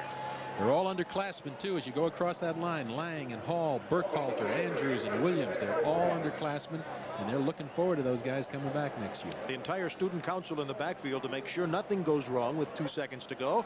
And Chandler will just put his knee down. He fakes it. The clock is up, but the play's still going. They faked me out. Chandler is still running. This is still a live play. It's the old schoolyard. You go deep. And the pass is incomplete. Almost intercepted. Almost picked off as the play ends. Well, it looked like they were going to protect the ball. That was a very dangerous play. Excuse me, there's a flag on the field, and it's clipping against the offense. And of course, the half can never end on a penalty. So now, before the marching bands take the field, we'll have some discussion. Flipping, offense, decline, into the half. And the half ends on an unusual. Washington 21, Tulane 10 here in the first half of the Independence Bowl, the 12th annual game. This one for 1987. We're glad you're with us. Happily, this first half, the weather's held up, the temperature in the mid-50s. And let's go down to Lanny James with Coach Mac Brown of Tulane. Coach Brown, you're moving the football. You're kind of self-destructing. How do you cure that? Well, we've had too many penalties in the first half, and we've also been in a position where we can't score. We just got to relax and step up in there and do whatever we need to do to move the ball the second half. Well, you just have to outscore these guys. It's been tough stopping them also. They're so much bigger than we are. We've got to force some turnovers, make them take advantage of everything they've got, and then put it in a position to score. Good luck second half, Thank you. Mac. Coach Mac Brown of the Tulane Green Wave. Incidentally, McKinley did get a interception on that last play. We are at halftime here at the Independence Bowl, and Washington leads Tulane 21-10. And we'll return for halftime festivities after this word from your local station. Washington leading Tulane 21-10. Steve Grant and Bob Cassiola with you up here in the booth. It's been an interesting first half, with a long drive at the beginning of the game by Tulane, stopped by an interception. Washington marched it right back. Well, they're starting to take over because of their size and their experience, and they have an outstanding quarterback in Chandler, and he's starting to find his receivers. They're moving the ball on the ground. The balance of their attack is what's showing up, and of course their size. On the other side of the football, you've got Tulane, who's moved the ball from the midfield and on, but they can't seem to put it in the end zone, and you got to give credit to the Washington defense. Coming into this ball game, we knew their secondary was #1 in the Pac-10. Now we know why, because they are athletes and they can cover these people, and they've done a great job in the secondary, and they put enough pressure on the quarterback for Tulane to force him out of the pocket, keep him out of sync. Washington is a very poised team, and they've shown that tonight. Tulane, by the way, having not been to a bowl since 1980, and they were in the Hall of Fame Bowl, so these kids are getting a few jitters. As far as Washington, 9th straight, they've had 10 in the last 11 years. And this is second nature to them. They expect that extra game. I agree. I think that's a very important point. When you've been to this, you know what it's all about. You know the pressure of coming to something like this and playing. I think that's an advantage. And surely Washington and most everybody on this team, except their freshmen perhaps, have had that experience. Tulane, it's a whole new experience. But that doesn't mean anything. I really think it's going to show up in the second half. They've got some athletes who can score. No question about it. Washington is on top here at halftime at the Independence Bowl. They lead the Tulane Green Wave by the score of 21-10. And we'll return for more halftime after this word from your local stations.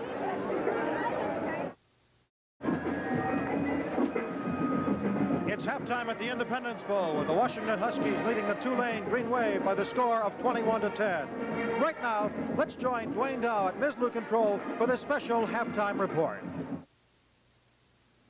It's Independence Bowl. Hello, everybody. I'm Dwayne Dow, and welcome. We're going to take a look now at the 1987 Independent Insurance Senior All-America team. And we're brought to you by the Independent Insurance Agents of America and the companies they represent. Well, 1987 was a banner year again in college football, and there were some great players on the senior level. Let's take a look now at the All-America team on defense. A two-time All-American at linebacker from Ohio State, Chris Spielman. Spielman was a tackling machine for the Buckeyes from the very beginning when he broke in as a freshman high school All-America sensation. Also at linebacker, out of the University of Washington, and this year's honorary defensive captain, David Rill. And at linebacker from Florida State, winner of the 1987 Dick Butkus Award, Paul McGowan. This year's defensive linemen are led by Ted Gregory of Syracuse.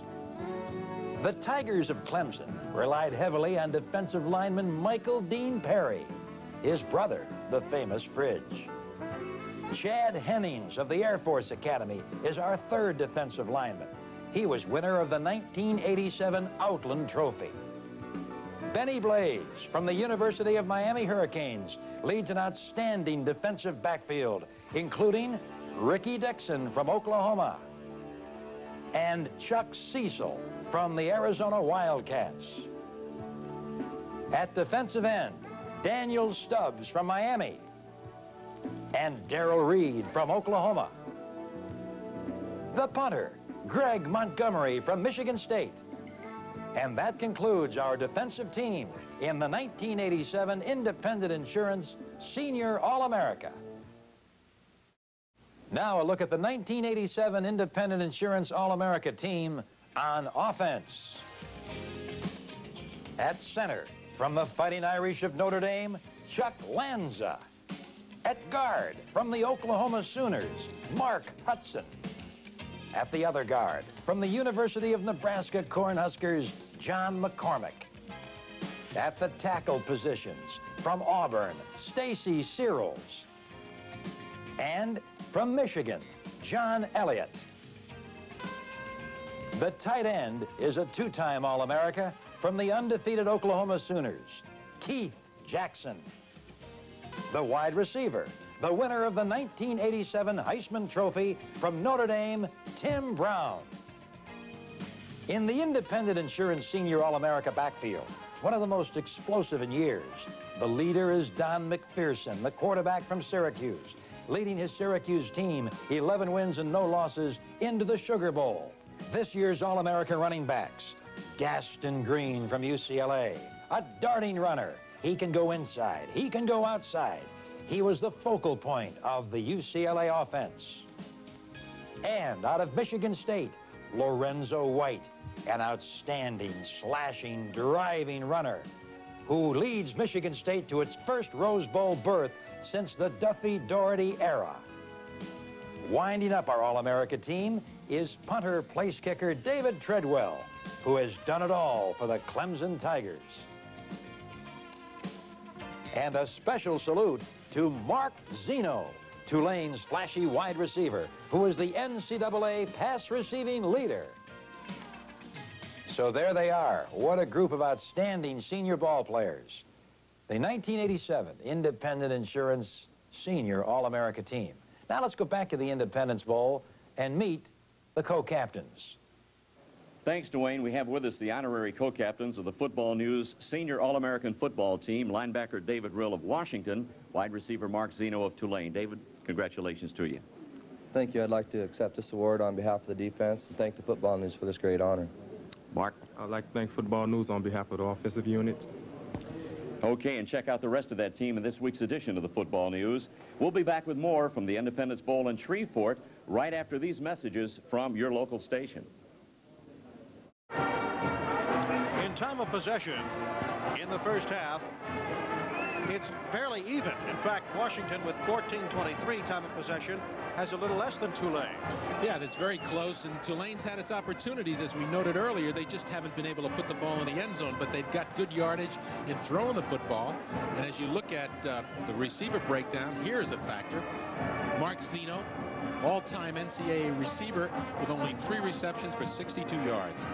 On the other hand, Franklin came through for 4 big catches. In the rushing department, it's been Weathersby, the tailback, who's carried the load for him on offense, and Jones himself forced out of the pocket, having to run the football for Tulane from the quarterback position. We're at halftime at the Independence Bowl. Washington leads Tulane 21-10. Right now, let's hear these messages from the NCAA.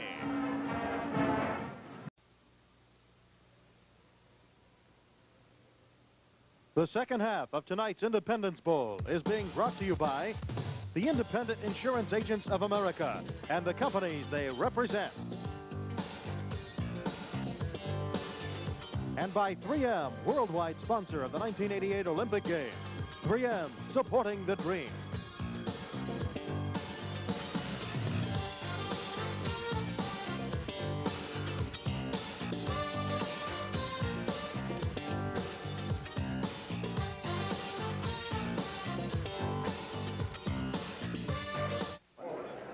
Halftime at the Independence Bowl, where Washington leads Tulane 21-10. Right now, they are about to award the Omar Bradley Spirit of Independence Award. Larry Ryan from the Independence Bowl Committee is making the presentation. You see Brigadier General Chuck Yeager, who will be the recipient of the Omar Bradley Award. Chuck Yeager in 1947 became the first man to fly faster than the speed of sound in the Bell X-1 aircraft. He did so many historic things in aviation. One of our great free space pioneers. And this award was created as a bicentennial observance activity of the Shreveport and Bossier City communities.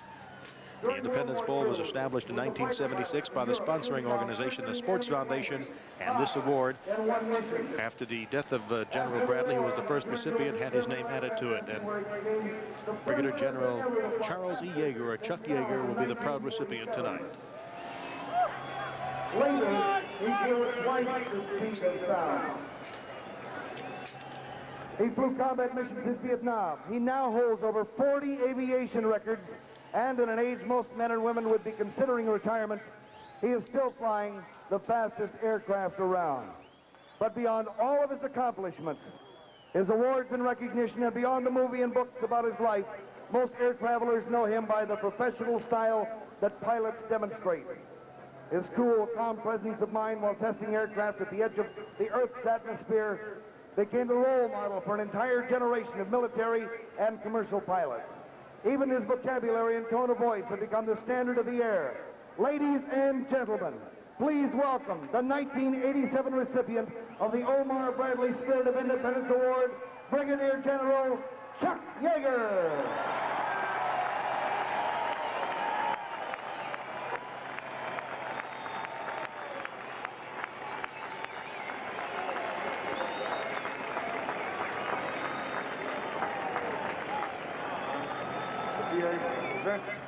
The bust of one great American to another.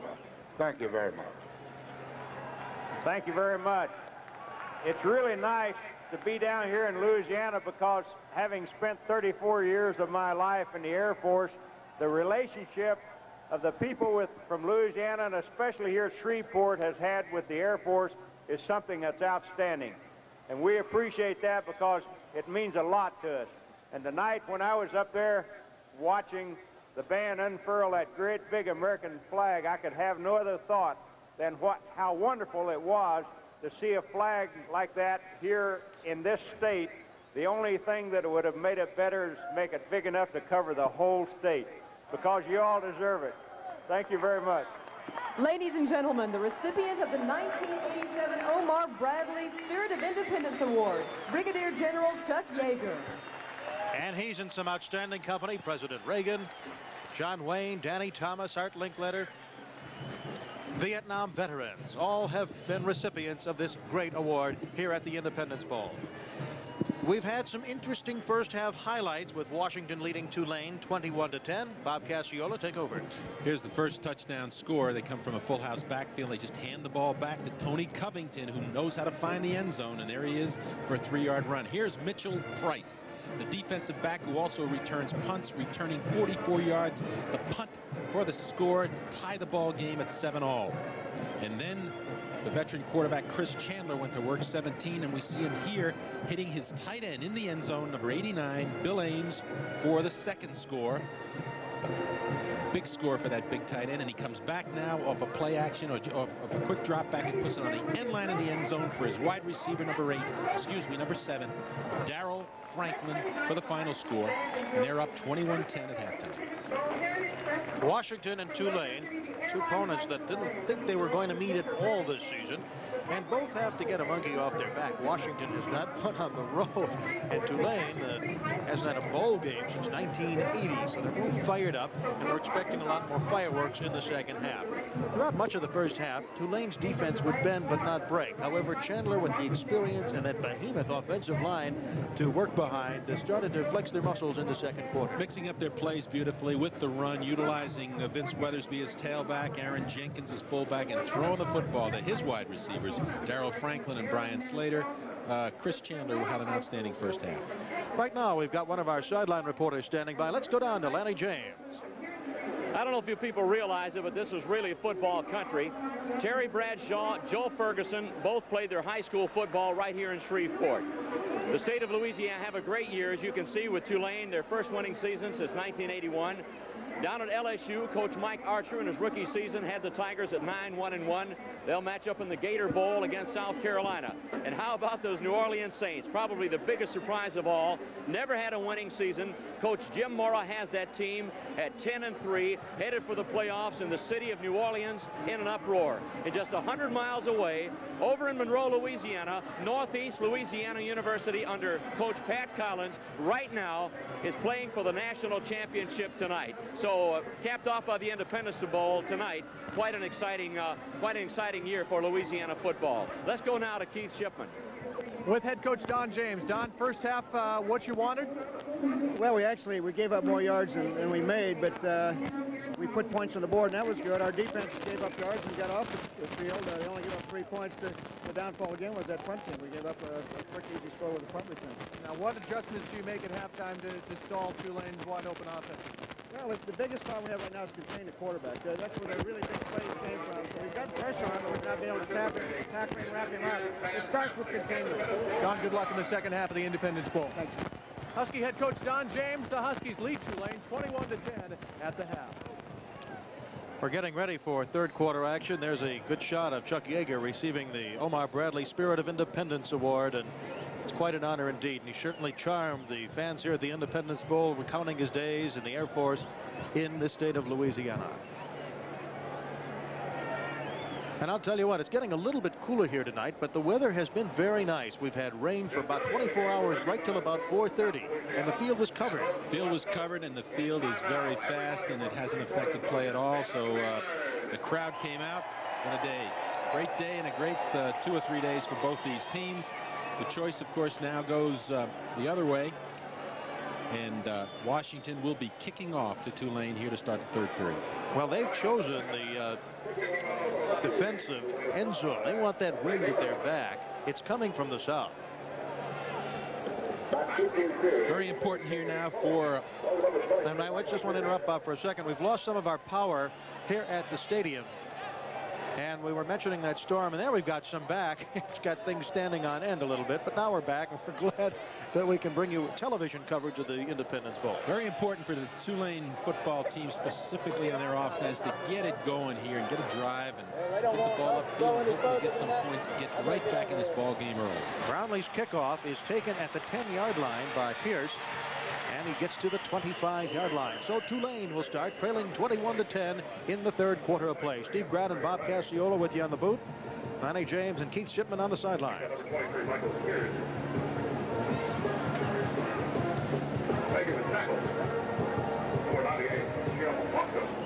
And as I say, the temperature is cooling down, the wind kicking up, but it is dry.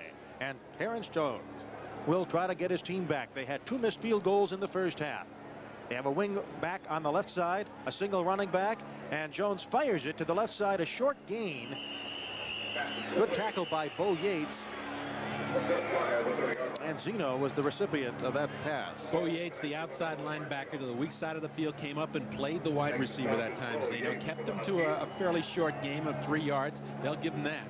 And now they bring in, as soon as it goes 2nd and 7, they bring that extra defensive back into the game. So they go with 5 defensive back, and that is Art Malone, number 4, coming into the cornerback position. Art Hunter also comes in on the run. Here's a fake draw. It's going to be an option, and the pitch out goes to the running back, who doesn't go anyplace. Michael Pierce was knocked down by Lilo Lang, number 6, and he also had plenty of help in that secondary. Going 2nd and 7, thinking pass. They substituted, Washington did in the secondary, and Tulane tried to counter that by running an option, but they played it beautifully, and Lang came up on the cornerback position. He's a hitter, a former quarterback. There he is from Los Angeles, came up and made the play behind the line of scrimmage, threw it for a loss, and now the quarterback, Terrence Jones, is looking at 3rd and 12. And Lang is very resilient. He'd actually lost his starting job for 2 games, but fought hard in practice and won it back. 2 wide receivers to the left, 1 man to the right, back to pass Jones. Goes deep, Zeno underthrows him, nearly picked off by Art Malone. So Tulane is stalled. Tulane is stalled, but excellent coverage back there by Hall. That was Darrell Hall playing on the cornerback position, going stride for stride with Zeno, and then got his extra help underneath from Malone.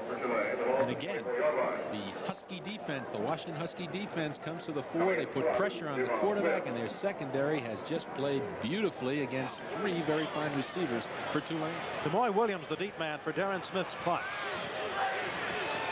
Line of scrimmage is the 24-yard line. This ball into the wind, and Williams takes it on the run. He fumbles the ball.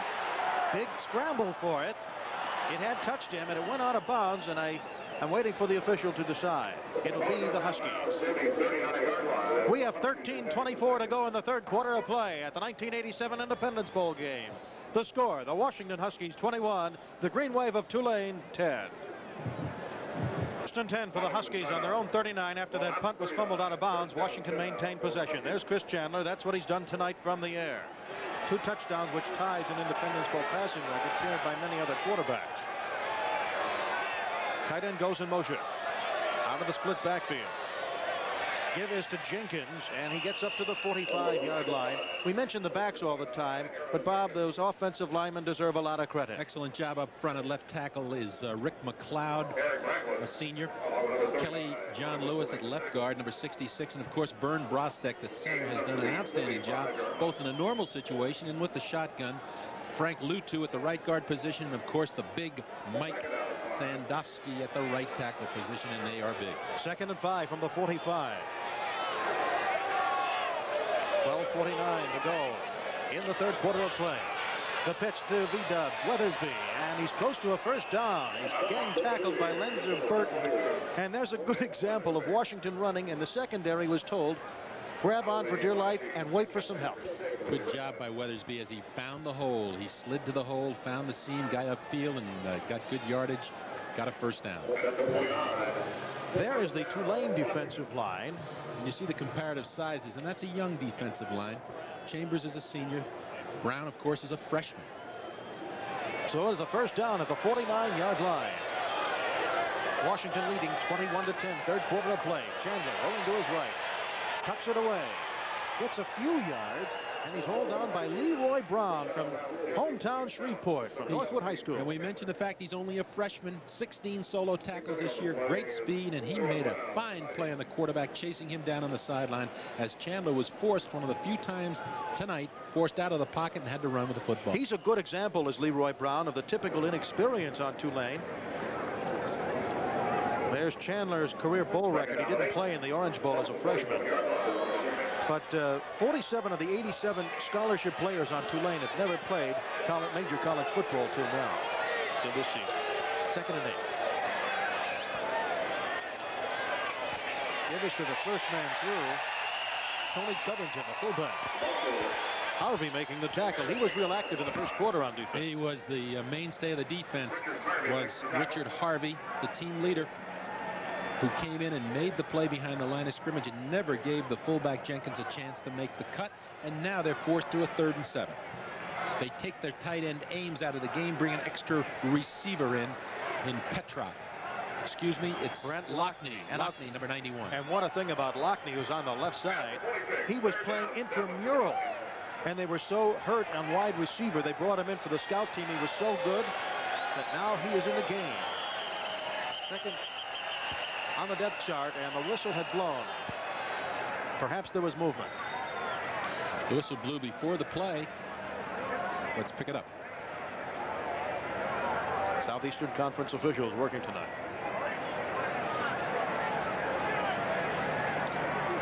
Dead ball. Offense. Still 3rd down. Well, there was a delay before that movement. The penalty was a delay against the offense. They made the play. 5 yards now. There are penalties today. Washington tonight has 4 penalties for 24 yards. Tulane 4 for 40 yards. Now they're looking at 3rd and 12. From their own 49. 11:20 to go in the third quarter. 21-10. Washington leads Tulane from the shotgun. Extra time to pass. Chandler whips that ball to Weathersby out of the backfield. Weathersby has a first down. and is gang tackled by a literal Green Wave. Excellent execution. They took the tight end, Ames, they cut him across the middle, and you'll see Weathersby come out of the backfield, and Weathersby crossed in the middle, so they crossed two receivers, found Weathersby open, gave him the ball. As you see here, Chandler just waits for him to come from the left side, puts the ball there, and he knows where those sticks are for the first down, and he gets it. Again, the tackle made by Richard Harvey. Again, another shot from ground level from the defensive side, and you'll see Weathersby come across the right side of the screen, number 22, to make the catch. Weathersby is the 4th all-time Washington receiver, and 5th all-time on all-purpose yardage. You can see why. 1st and 10 from the 36. Weathersby has 2 catches tonight for 21 yards. Flags are down. The pass is complete over the middle to Ames, the tight end. Lenzer Burton, the free safety, made the tackle. Ames came across the formation in motion and started upfield. As a penalty flag down, it may go against Ames for leaning and going in motion upfield before the ball was snapped. Here it is. Illegal procedure, and so it'll be called back on Washington. We had a relatively penalty-free first half. Illegal procedure, offense, first down. Okay, that's what it was. Forced back to the 40-yard line of Tulane. First down and 15 for quarterback Chris Chandler, the veteran. Operating with lots of confidence out there. In Don James's words, he's been around. He is our team leader on offense. Tulane has won on natural grass. They beat Mississippi State. Washington hasn't won on the road this year. From the eye. Strong left. Quick slant, and Franklin fell down, and he was fortunate that Thurston Harrison wasn't moving toward the ball. He'd have picked it off.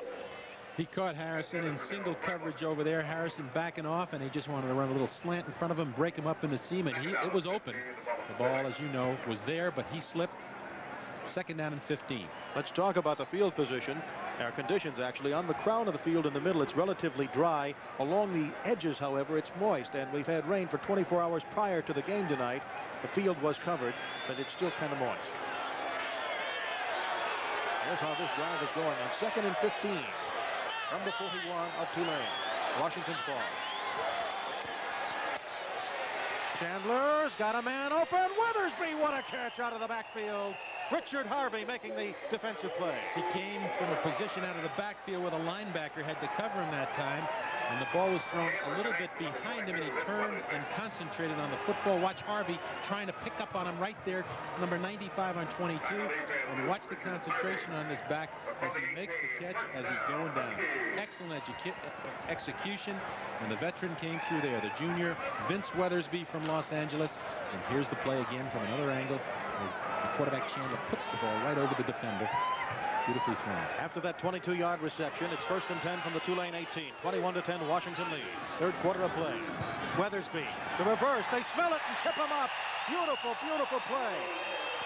Andrew Treadway, a freshman, a true freshman from Pineville, Louisiana, 6'4", 245. They were setting him up for the reverse. You called it, and he got great penetration. Treadway got into the backfield. He not only made the play on Weathersby, the tailback, but he catches him, as we see here, and catches the reverse man, the slot back coming back. Watch him from the bottom of your screen. 76 come through, and he trips up the ball carrier.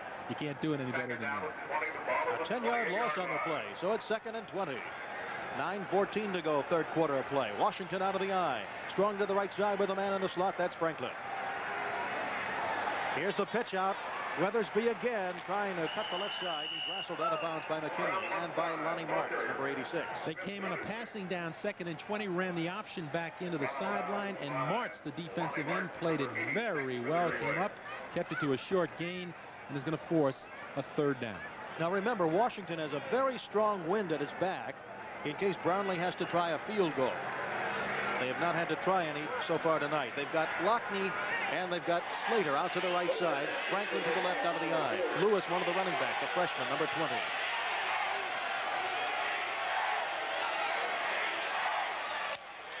Play action fake. Into the end zone he goes. Franklin, and it's overthrown. Good coverage by Thurston Harrison, number 9. And also James McKinley, the cornerback, playing him from the outside, had good coverage. The safety man came over from the middle. They did a nice job as he looked to the veteran. He looked to Franklin in the end zone for the score. So it's 4th and 15, and they've got to go for 3. And McKinley's one of the few who doesn't care about this weather. He's from Chicago. This is like summer to him. There's a lot of people around here from Chicago, right? Brownlee will try the field goal attempt with a strong wind at his back. It'll be a 40-yard attempt. He's 3 for 6 from that. He has been shut out his last 4 games. He's made 8 straight field goals in the middle of the season. From a slight angle, he lines it, and he's wide to the left. He hooked it that time to the left side. Big job by Tulane. They held him off, and they're still trailing by 11, but they didn't give many points. 8:55 to go, third quarter. Washington 21, Tulane 10. We'll be back to the Independence Bowl after this word from your local stations. Friedley, the president of the Shreveport-Bossier Tourism Bureau, and they've really worked hard. This game struggled. I'm talking about the Independence Bowl in the early years, and now they've really built it into something, haven't they? Well, it took it a while to get it off the town, you know, and get it up going, but we're real excited. The Shreveport-Bossier community, all of Northwest Louisiana has gotten together behind the Independence Bowl, and over the 10 years, it's really grown into a major economic impact in our area. Hey, it's helps having some great games like this one, too, doesn't it? It's an exciting game. Over the middle, Jones to Zeno at the 30-yard line. Mark Zeno making his 5th catch of the night.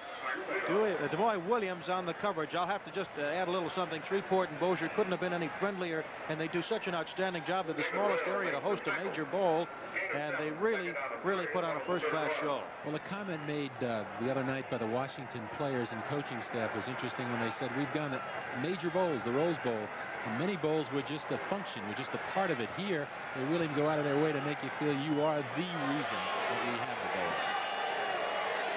People in Bossier City and Shreveport. 8:14 to go, third quarter of play. Fumble. And Tulane is lucky to recover that run. Melvin Adams and picked up the ball. The quarterback was trying to come at Jones on a little sprint action, and he never got the handle on the football. Unfortunately, Adams, the fullback, fell on it, but it was for a loss, and they're looking at 3rd down and 6. The ball sitting inside their 30-yard line at their 27. 21-10 Washington, but Tulane's defense was very strong, stopping that last drive. 3 wideouts, 2 to the left side. With the flanker, the deeper man. Jones, quick drop, fires, overthrows Zeno. Lilo Lang, number 6 on the coverage for the Washington Huskies. He had him well covered. That time they came with a blitz. One of the few times tonight Washington tried to put pressure. It was picked up by the right guard, Darren Shoulders, for Tulane, but the quarterback just never really had the ball on the money. Good coverage in the secondary. Again, Tulane is forced to punt. Mac Brown in his final half as head coach of Tulane. He'll go to North Carolina at midnight. Become their head coach. Greg Davis will take over. There's Darren Smith. DeMoy Williams will be back deep. There's his return statistics through the year. Full, lengthy backup quarterback. Darren Smith will do the punting. Big rush, they block it. That ball is deflected out of bounds, and Washington blocks another one. But there is a flag on the play, and Smith is hurt. Lang may have blocked it, and don't forget Smith is their backup quarterback. That came from the cornerback position. Lilo Lang, the sophomore out of Los Angeles, who's a hitter, a former quarterback himself, by the way, came in clean on the left side, got in there, and got a piece of the football. Those fast secondary men have done that this year. Let's listen. Roughing the kicker. Defense. Automatic first down. I thought he got the ball, Bob. There's no question he got a part of the football, and you can see Don James down there. He doesn't believe it. Well, he didn't. What happened was he kicked it off the side of his foot because he probably saw the rush, and 6 Lang came from the right side and did rough him. So give credit to the officials. They made the right call. And it's a big break for Tulane. They get a first down out of it. Here they come. Here it comes again. As we watch this, watch from the left. There's 21. Burkhalter coming in, but he kicked it off the side of his foot, and 6 came from the right side and hit him clean, and it was a good call. Happily, Darren Smith is up and walking now. They were attending to him, and he is their backup quarterback. Not only their punter, he's limping just ever so slightly as he walks back to the sidelines. So there's a big break for Tulane. They got the ball upfield, good field position, first down. They've got to get their drives going. As you look at Mac Brown. This is a perfect quote. The thing that's good about college football is there's always next week. After losing 73-14 to the Seminoles of Florida State, in the most of the second half, by the way, he had some real young and experienced kids in the secondary and in most of the defense, and the Seminoles were able to run that score up. 1st and 10 from the 42 of Tulane. They have 2 wideouts to the left. Marvin Adams goes in motion. They fire behind McIntosh. The second time tonight they fired behind him. That's that play action that comes off the option fake to the fullback as he goes in there. He's trying to hit the wide receiver. It looks like it's a running play. Stops, pulls up, and throws. The ball was behind him. Let's go down to Keith Shipman. We've talked a lot about Mac Brown leaving for North Carolina tonight. Don James has had 7 assistant coaches move on from his program since he took over at Washington. One of them, Jim Heacock, their defensive line coach, became the head football coach at Illinois State this week. And those in the South know all about Jim Mora and the job he's done with the New Orleans Saints. 2nd and 10, the ball on the 42. Jones 11 of 23, 133 yards passing. Looking, rifles one, and we'll have to say it's incomplete off the ground, lying on the coverage of Mark Zeno. That time he threw the ball poorly. He had the time. He stepped up in the pocket. He got a lot of pressure from the outside, but when he stepped up, he put the ball in the ground and skipped it to Zeno. And he really is not throwing the ball well at this stage of the game. Jones, the junior. Now, it is getting cool on that field. The wind is blowing in Tulane's face. 7:21 to go, 3rd quarter. Remember, they play indoors at home at the Superdome, and most of their games are in the deep south in the afternoon. Could the weather affect it? Could be. Coach can't use that as an excuse now because they've come through a full season also. But now he's looking at 3rd and 10 as the ball is sitting on a 42-yard line. Straight drop. Over the middle, and it is a good defensive effort from the secondary by Washington, as Zeno was the intended receiver. David Rill, the outstanding linebacker, busted it up. Darrell Hall also on the coverage.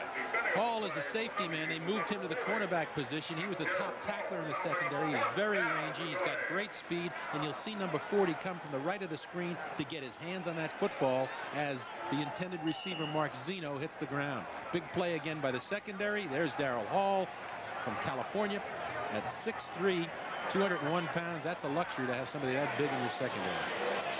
Now Smith will punt again for the 2nd time on this drive. And there was no big rush this time. End over end. DeMoy Williams is back there. It gets a Tulane bounce, and it'll roll dead at the 23-yard line of Washington. We have 7 minutes and 5 seconds to go in the 3rd quarter of play. Pleasantries are exchanged as Washington leads Tulane 21-10. 3rd quarter of the Independence Bowl, 7:05 to go in the quarter, 21-10 in favor of Washington. They have the football. Chandler 10 of 18, 142 yards. He gave up an interception at the end of the half that was meaningless. He's thrown 2 touchdown passes. Franklin's caught 4 passes, Weathersby 3, and Ames 2. From his own 23. That's Ames moving around. Right to Weathersby, and right there on the ground, the Tulane defender. The Tulane defender again, number 76, Andrew Treadway, the defensive tackle, a freshman, came in and made the play right at the line of scrimmage, and he's looking at 2nd down and 10. Treadway, 2 big plays in there for that freshman. And he's a true freshman out of high school. Out redshirted.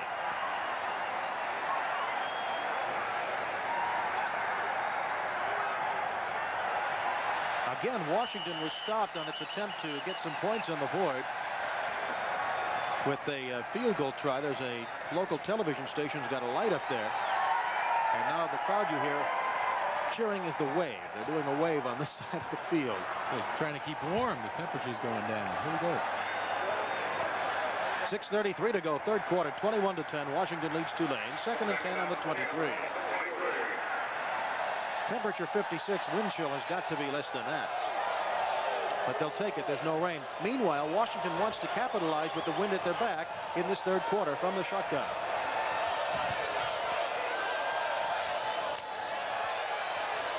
Fires it out to Weathersby again, close to a 1st down. He may have the 1st down for the Huskies. Good execution. They had Weathersby lined up in the slot, 22. They just broke him to the outside. Good coverage. The ball was right on the money from Chris Chandler, and he gets that ball up very close to a first down. Another true freshman, Mike Riley, had to make the coverage out of the secondary for Tulane. Very important now for Tulane to get back in this ball game. They can't afford to let Washington hold on to this football, take time off the clock. They've got to get better field position. They've got to create a situation. Got to get a turnover. Weathersby, 4 catches, 53 yards. He's been an all-purpose back guy. Out of the eye come the Huskies. The pitch, Weathersby off left tackle, and the Tulane Green Wave is right there to meet him on defense. Right now, let's go down to the Tulane sidelines and Manny James. Thank you, Steve. I overheard Mark Zeno talking to Maurice Nelson, and they were saying that Washington is not doing anything differently. They've just got to start executing. They still feel they can move the football. It's just a matter of getting into their rhythm, but they better hurry. They have 5:16 to go in the third quarter of play. 2nd and 9 from the 35 for the Huskies. Slater way out to the right side. I mean, he's way out. They're going to have to phone in the play to him or the count on the snap. Straight drop for Chandler. Pumps. Throws deep. Slater under the ball. He's got it. Nice play. They beat the freshman Riley again. Another big gainer for the Washington Huskies, 39 yards. Beautifully thrown ball, but excellent job by Brian Slater, number 8. Watch him follow this football and concentrate as Riley has inside position on him, and as he falls back, he makes the catch. Brian Slater, 2-year letterman, the long ball threat in this offense. He averages a TD every 5 catches he makes. Outstanding player at 6'4", 195 pounds from Lake Stevens, Washington. His 38 catches, 9th best for the single season for the Huskies this year. 1st and 10 from the Tulane 25. Before that play can unfold, we have a whistle. Perhaps another delay. Washington's been called for that twice tonight.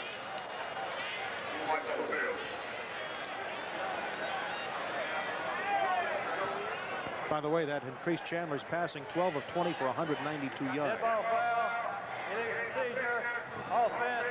First down. Penalty 1st and 15. Pushes the ball back to the 30-yard line. 1st and 15. Difference tonight has been Chris Chandler, the senior quarterback. His experience, his execution tonight has really been the difference in this football game. That, along with the excellent secondary play by the Husky defense. And the Huskies, with 17 first downs, have not had to rely on their punting too often. Luckily for them, one of them gave up a touchdown on one of those punts. First man through is Jenkins, and he is wrapped up. Vincent Mulmore and company, along with several of his friends. Jay Rink, 51, in on the play. Mulmore, only a sophomore from Marrero, Louisiana. He's a tough one. They call him the headhunter. He came in, got penetration, and made the play. That's the kind of play they have to make. Trailing by 11 points. Tulane can ill afford to give up any more scores here. 3:49 to go, third quarter. It'll be 2nd and 13. And there's Kyle Chambers, who was also in on the tackle. 53, one of their bigger defenders. 2nd and 14 from the 30 of Tulane. Washington leads 21 to 10. They go to a strong left formation. Play action fake. Chandler lofts one. It's picked off. James McKinley, number 6. Well covered by Tulane. He was looking for Darrell Franklin. He was looking for Franklin to run a sideline cut. Franklin just took off and went deep upfield, and the defender McKinley stayed right in position and watched the football and made a key interception.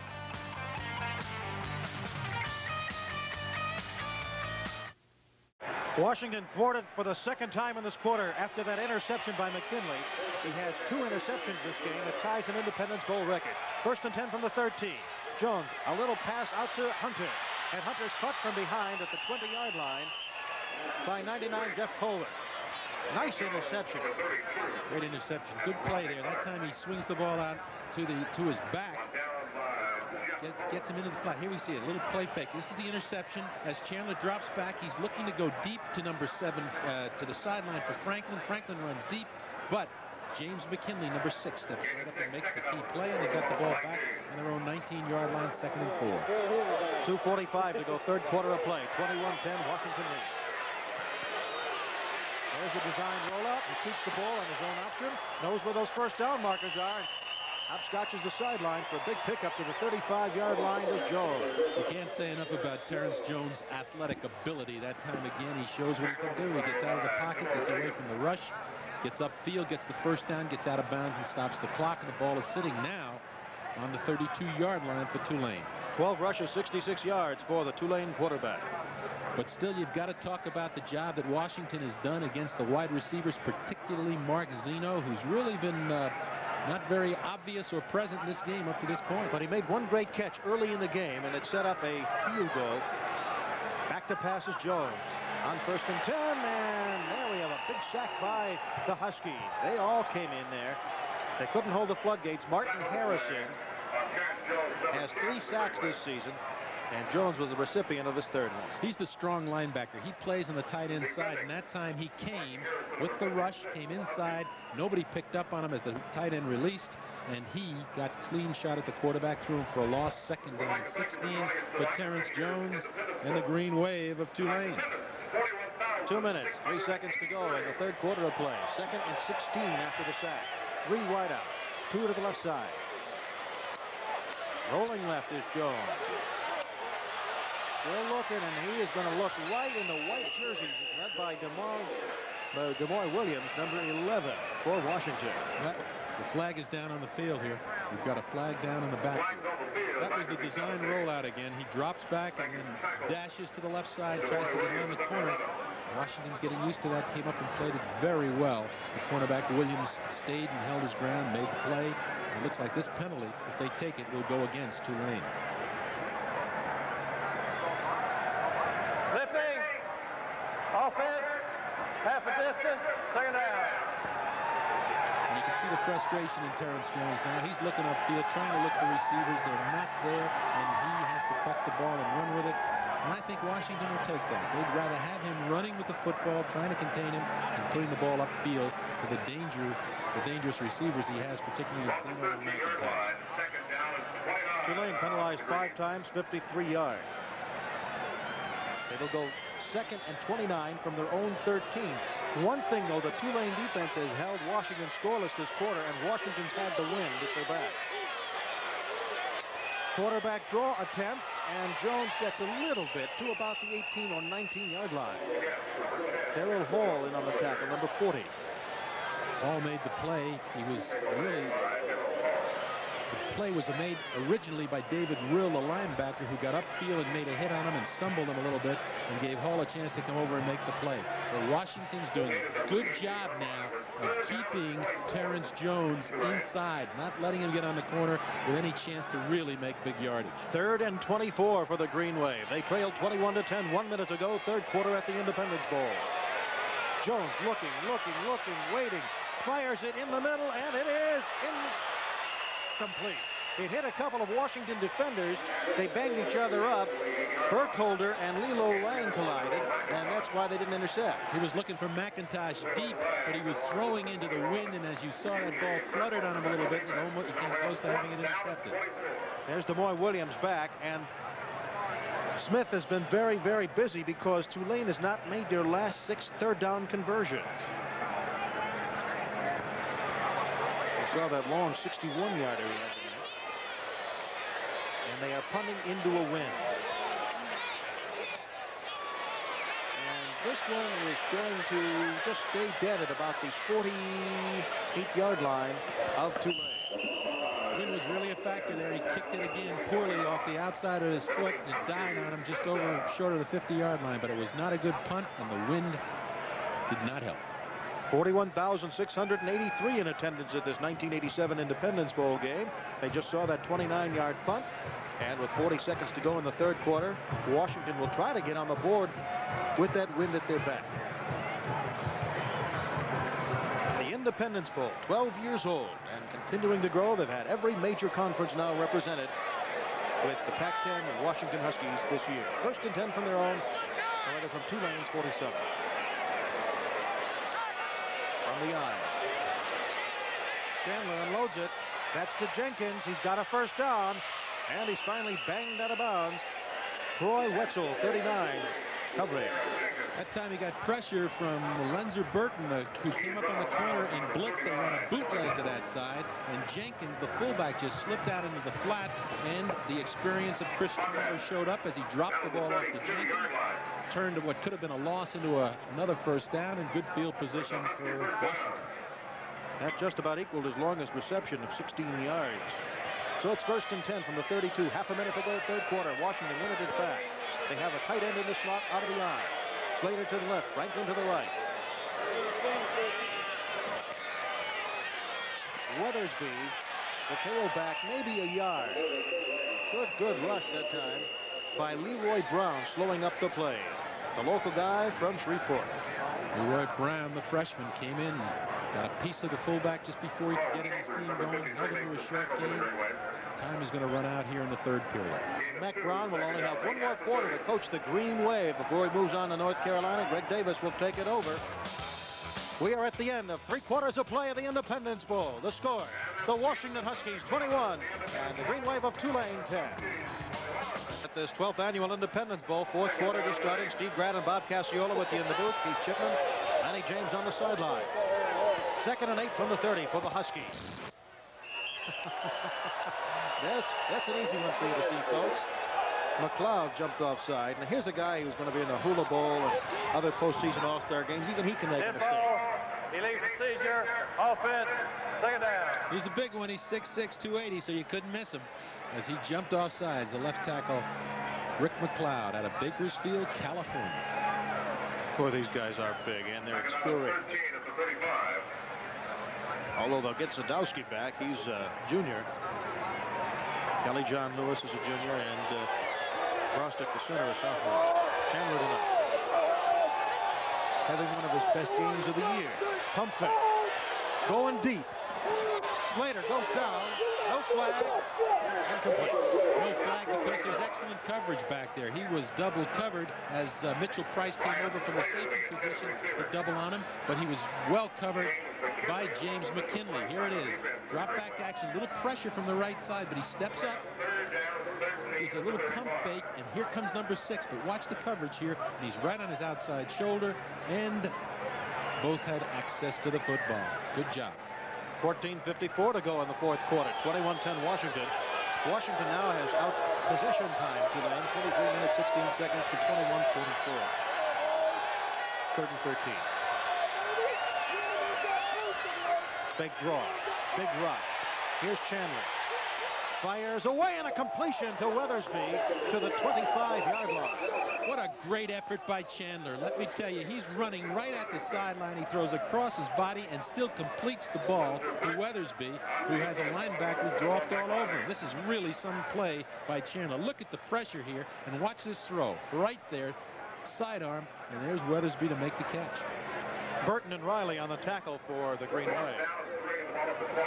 Good effort again by the Tulane defense. They've hung in here in the second half. It hasn't been the defense that's let them down. It's been their offense.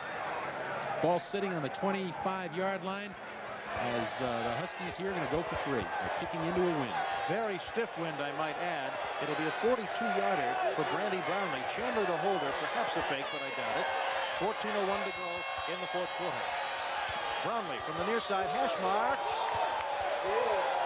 And he's got it. Brandy Brownlee makes the score. Washington 24, Tulane 10.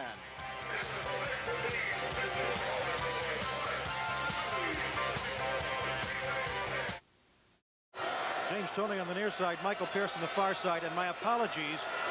Brandy Brownlee did not kick that field goal. It was Channing Wiles, a freshman from Lacey, Washington. Anyway, the kickoff is a grounder, and it's taken by enough man at the 17-yard line,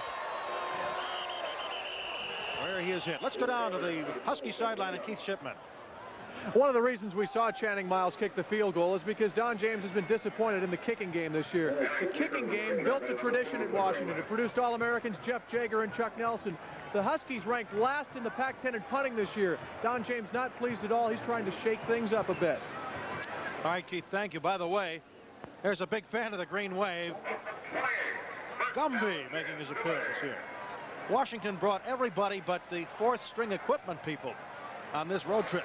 Meanwhile, Tulane gets some good coverage on the ground as Marvin Allen, number 34, carries. That's the tailback, Allen. We haven't heard much of him tonight because he hasn't been in the ball game other than being a receiver. He has carried the ball a lot this year for 369 yards and 10 touchdowns, but he's basically used in this offense as a receiver. But now they've changed their offensive style. They've come with 2 setbacks, Allen and Adams at fullback. 1st and 10, the ball on their own 38-yard line for Tulane. They trail 24-10. Here's the option. Jones turns that corner. Close to a first down before he's ridden out of bounds. The boy Williams. Let's go down to the Tulane sideline and Lanny Williams. Lanny James. I just talked to Monk Tomlinson, the offensive line coach of Tulane. He talked about getting better yardage on first down. As you see, the last 2 plays, they've been able to do that, and they got to fire off that football a little harder if they're going to move the football. We've seen a change, and it may start to pay off for the Green Wave. With Lanny James on the Tulane sideline, Keith Shipman on the Washington, we get some more inside information tonight. 2nd and 2. There's the keeper and the pitch and a first down for the Green Wave. What they've done is they've come with 2 setbacks and they've decided, hey, we haven't been successful throwing the ball, let's run the football, and they've run the option. That time they ran the counter option back into the boundary with the quarterback pitching the ball back and making the play to Marvin Allen, the tailback. They get a first down, they get the ball upfield, and maybe this change of pace will ignite their offense and also take a little bit away from the Washington defense, who've been playing pretty much versus the pass tonight. And they're going with 2 wide receivers and a tight end instead of 3. Here's the option to the left side, and Pierce is stopped, and there's a flag on the tackle. There's a flag on the play because James Toney, the receiver to the wide side who had to make the block on the cornerback, held, and he was caught for it, and you're going to see it now. Tulane trying to make use of the wind at their back, but now they're staying on the ground. And discussions with the Washington defenders. They're going over the options here, but it definitely is a holding penalty by number 18, James Toney, the wide receiver, as he tried to block the cornerback.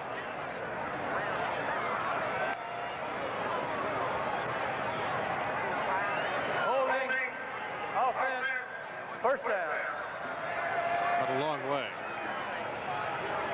13:04 left in the game. Washington 24, Tulane 10. 1st and 20 for the Green Wave.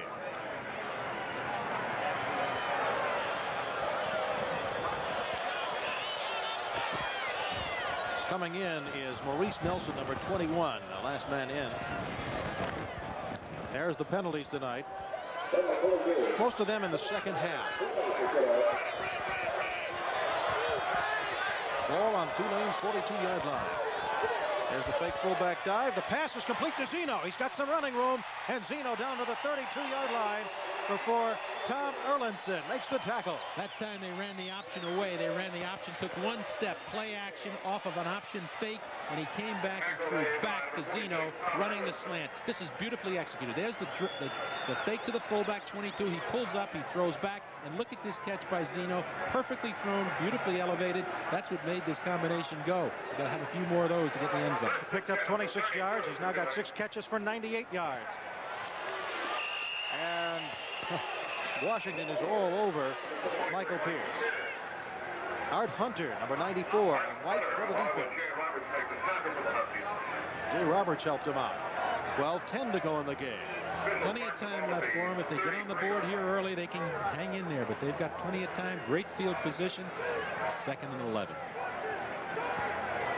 Toney goes way out to the right, Zeno to the left, again with a tight end. The pitch goes to Toney. He fumbles the ball. Washington will have it, and that snuffs out a Tulane drive. Jay Roberts, 85, recovers. We have 11 minutes, 46 seconds to go in the Independence Bowl with the score. Washington Huskies 24, the Green Wave of Tulane 10. It is Washington 24, Tulane 10 with 11:46 to go in the Independence Bowl game. Washington recovers a fumble. They have the ball on the Tulane 49-yard line. They're going into a stiff wind. Pitch back goes to Weathersby, and he's thrown for a loss. Lenzer Burton in on that ball. Lenzer Burton's only a freshman from Boca Raton, Florida. Came right up on the corner and made a big hit on Weathersby. Kept him in bounds, but there was a flag on the play. And here's how they got the ball after a fumble.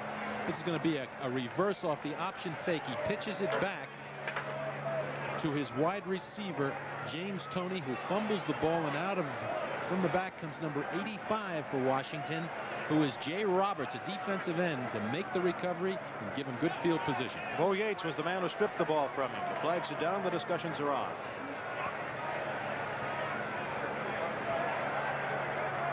Holding, offense, first down.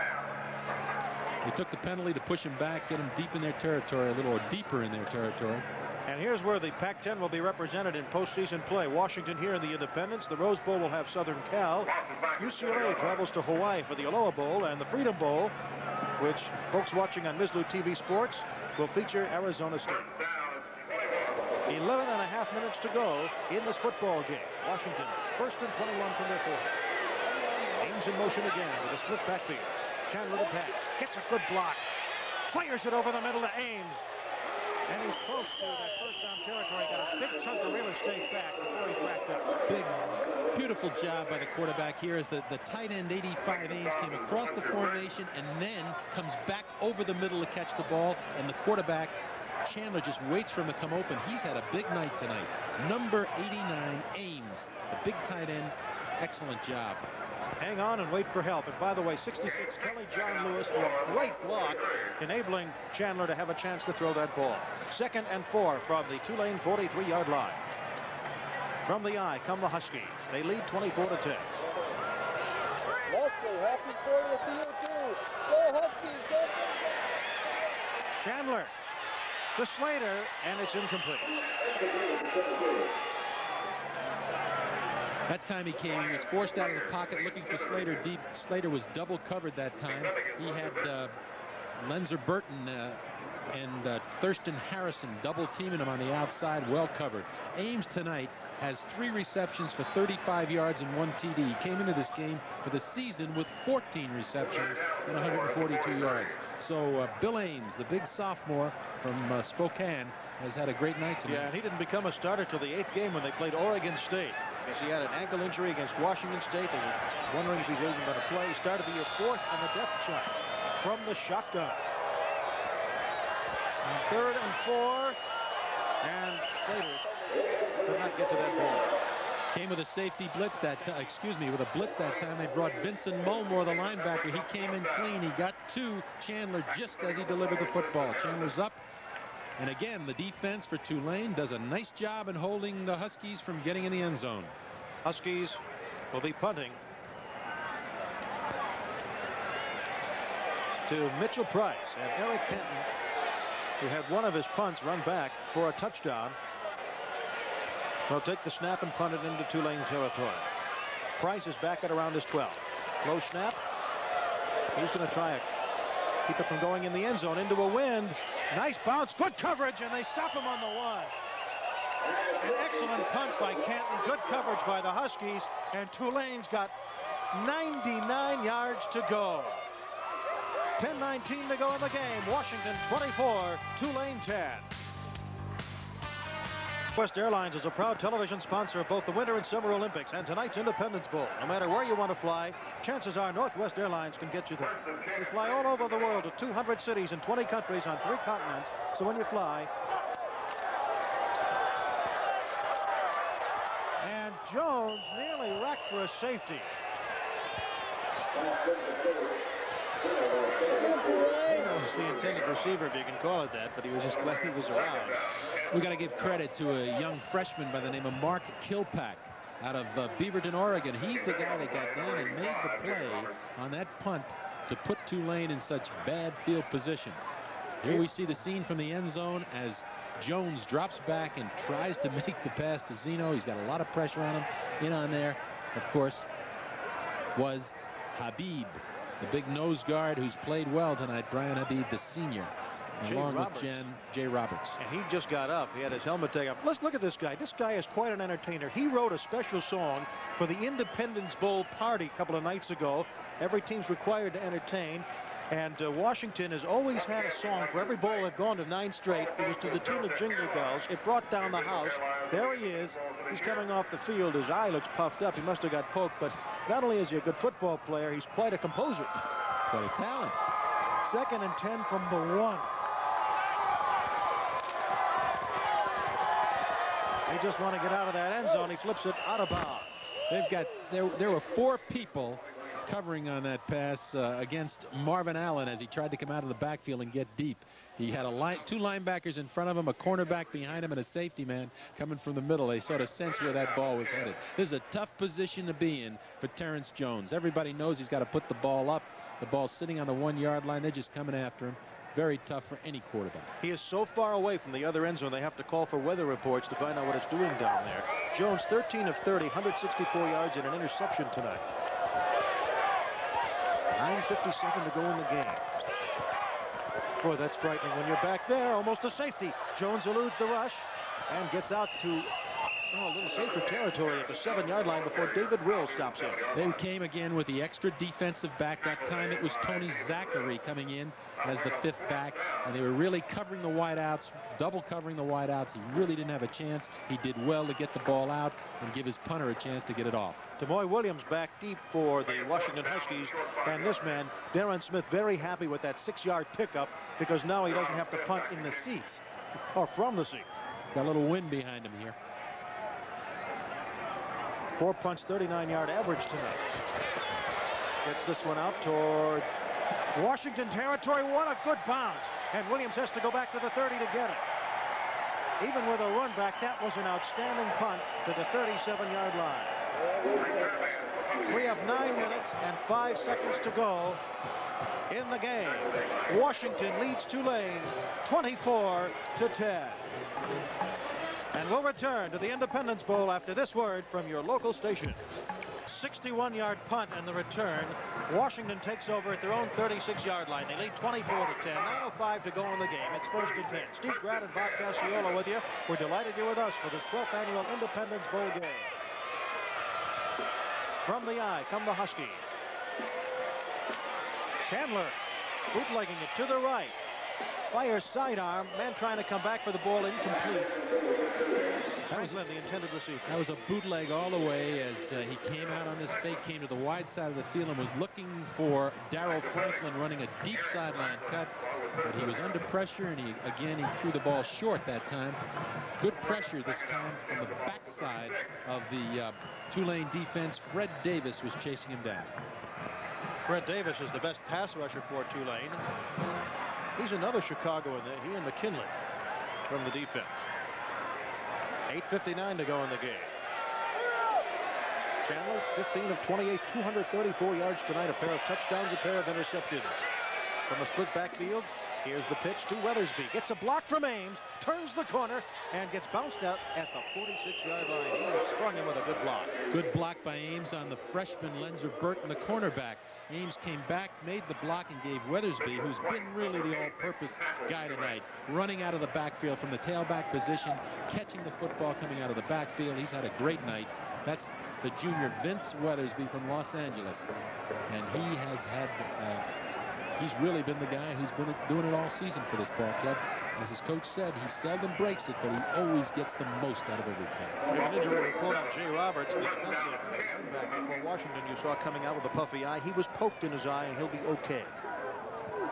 1st and 10 from the 47 of Washington. They lead 24-10, 8:53 to go in the game. Play action fake. Chandler throwing deep to Slater. Dropped the ball after good coverage by Thurston Harrison, the cornerback. A junior who's normally a free safety, but moved to cornerback for this game. That's right. They've switched him around so that they could get the maximum use from Harrison, and they put him right on the corner. And watch him here as the quarterback, Chandler, sets up the throw, and he puts the ball right on the money, and Harrison plays the ball perfectly, goes up with the receiver, comes right over the top and pulls his arms away. Good job by Thurston Harrison, the junior out of Harvey, Louisiana. 4th quarter of play. A 14-point lead for the Huskies. They have the ball. And running with the ball is Aaron Jenkins, and boy, does he get momentum. Jenkins Jenkins in the split back set, which is normally a passing set, just hands the ball off to him off the left side, running behind Kelly John Lewis and Rick McLeod. Good yardage in there, slipping the ball. Got a first down for the junior Aaron Jenkins, second leading rusher on this football team, averaging over 5 yards per carry, called by his coach Don James, the most improved player on this football team. And his 668 yards in the regular season, the most since Tucson Tyler's had 670 yards in 1980. So the fullback position was productive this year. 8:20 to go in the game. 1st and 10. Ames in motion. And they slant back again to Jenkins. That's a little counter play off the split back. He just steps to his left, hands the ball back to the fullback, and he gets up into off the right guard in the center. That time gets his block that time from Frank Lutu, who came in to start this game. Lutu's a senior out of Honolulu at 6'5", 276. The Tulane defense has done its job in this half, allowing Washington only 3 points. However, the Washington defense has shut out Tulane in this half. That's right. That Mac Brown said coming into the game, our defense, we don't expect to stop them. We hope that we don't break or just bend a little bit, and they've done that much of this game. 2nd and 5 from the 37. A keeper by Chandler tucks it away, crosses the 30, and his gang tackle. Mitchell Price among those tackling him, along with 77 Richard Sutter.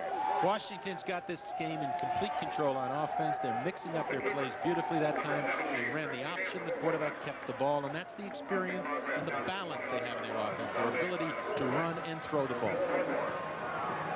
Good look at Chandler, but they actually had commercials promoting him for the Heisman Trophy prior to the start of the 1987 football season. Well, you've got to look at him and say, hey, this guy has great potential. With his size, first of all, he's a pro prospect at 6'3½", 204. He can throw the ball, he can run the ball, and surely his statistics coming into this season were as impressive as anybody in the country. 84 more yards than his average as Jenkins carries the ball as Washington grinds out the clock. We've got to get back to Chris Chandler, because he did have a tough time. He hurt his ribs earlier in the year. He had a hip pointer, which put him out of commission. He hurt his chest. He's really had problems. And when you think about it, if he had had a full season and a healthy season, there's no telling what he could have done with it. You've got to believe, with his size and his ability, that he is a prospect, a definite pro prospect. He'll be in the Senior Bowl in the East-West Shrine game. There's his 26 straight starts.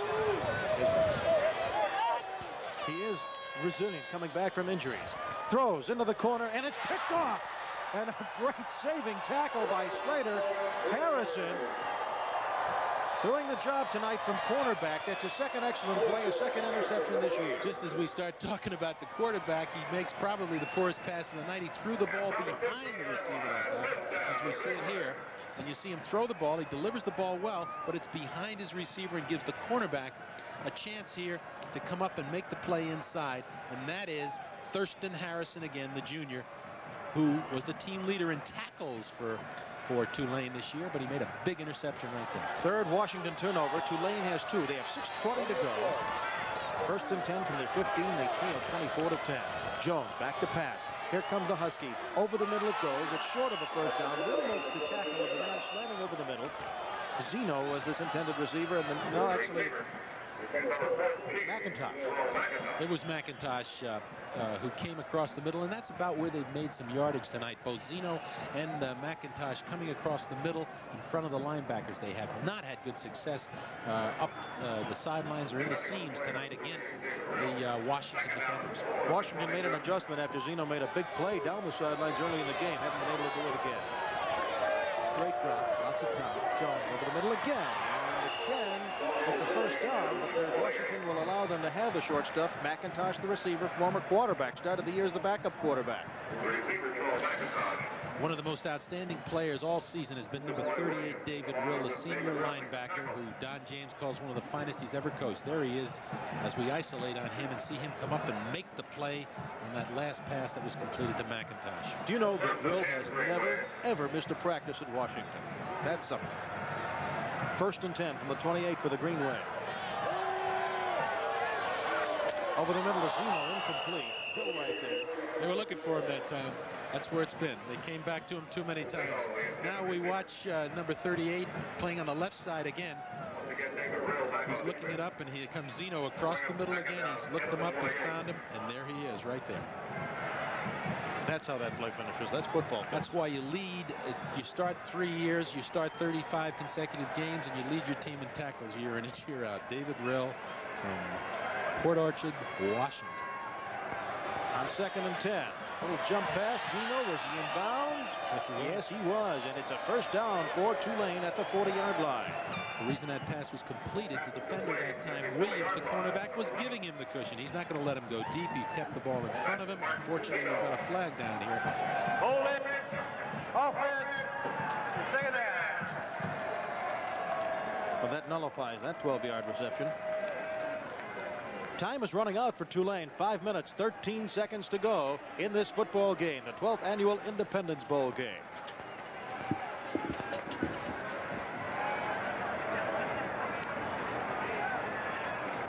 Let's see if this really is holding.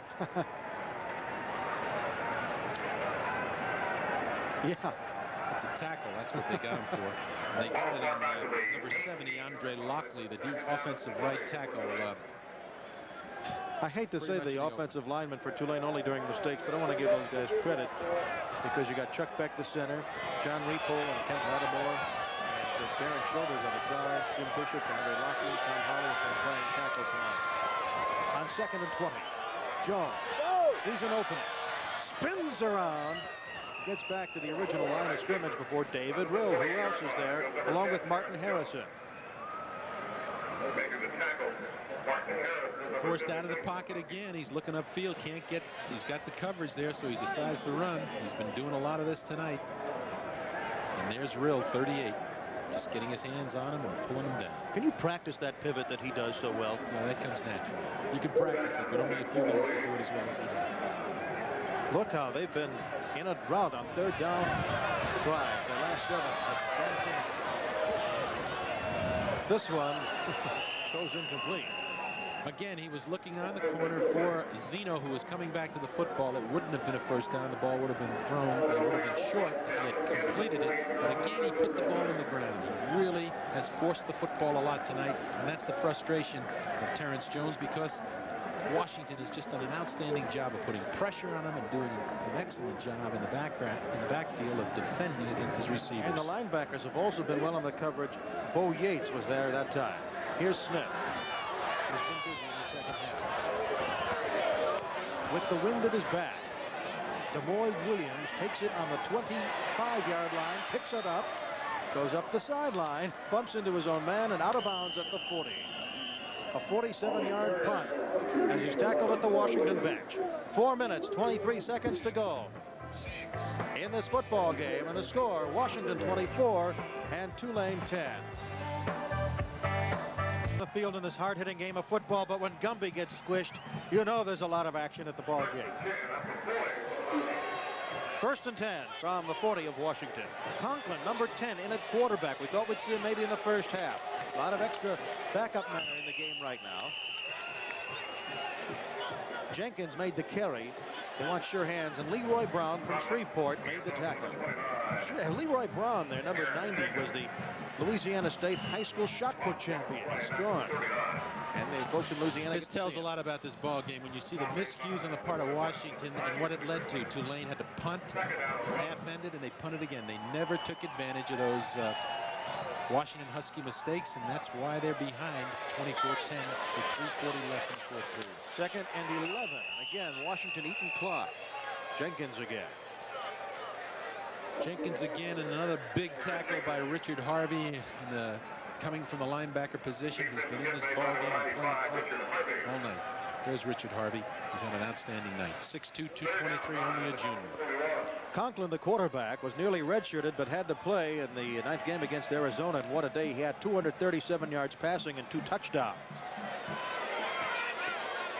He's a sophomore from Yakima. Out of the shotgun.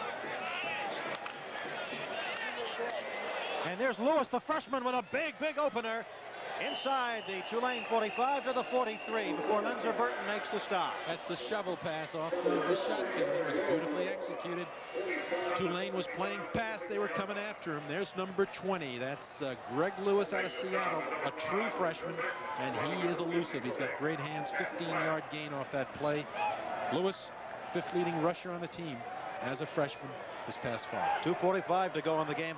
A reminder, when in Shreveport, Abe's Sea and Sirloin Restaurant is the place. And the down-home Cajun cooking and the seafood is out of this world. Abe's Sea and Sirloin Restaurant in Shreveport.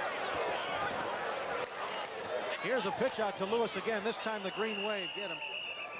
And they rack him up for a bit of a loss. Fred Davis in on that play, number 97. Along with Richard Sutter, 77. The clock continues to go down. 2:17, 2:16, 2:15. And there's Conklin for this year. He'll be the heir apparent to Chandler. Conklin, of course, had 60 attempts this year, 20 completions, over 300 yards, and 2 TDs. And he is the quarterback of the future for this ball. Tulane making the best of their trip with the cheerleaders, but they are down 24-10. Conklin, the pass, just gets it away and gets his bell rung. Oh, Lonnie Marks from New Orleans really put the rush on him, and a big hit. Come from the backside that time, and he was coming clean, but he hung in there. There he is, Kerry Conklin, 6'4", 215 pounds.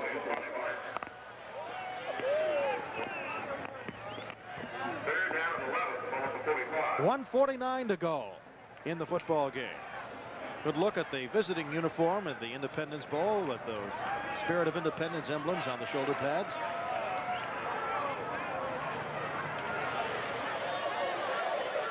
.149 to go in the game. 3rd and 11. The ball is on the Tulane 45. Conklin to Lewis. He's down. Sutter makes this tackle, number 77. Sauter's a sophomore out of Pensacola, Florida. He started all 11 games for the Tulane Green Wave at defensive tackle. Big play as he's still playing this football game, and he knifed in there to make a big play for a loss. So Tulane's first bowl game since 1980 has been a tough one. A tough one because they never could get their offense on track.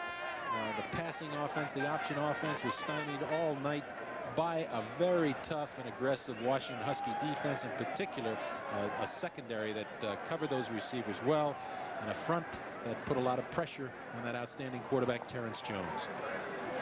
Washington, barring an unforeseen catastrophe for the Huskies, will be 7-4-1 this year, and Tulane will go to 500. Mac Brown's last game at Tulane before he goes to North Carolina.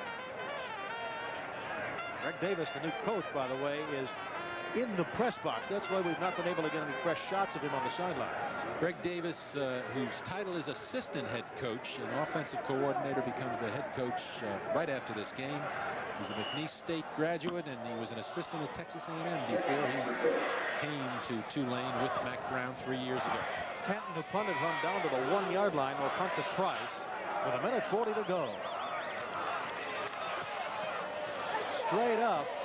It's hanging. Huskies hoping it'll take their bounce. It's into the wind. It does bounce in favor of Washington, and it'll be down at the 23-yard line.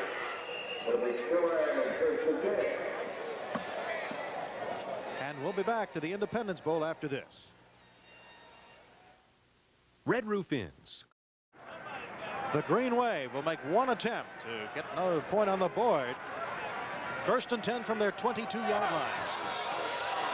2 wide outs to the right, split man to the left. They're going back to 3 wide receivers.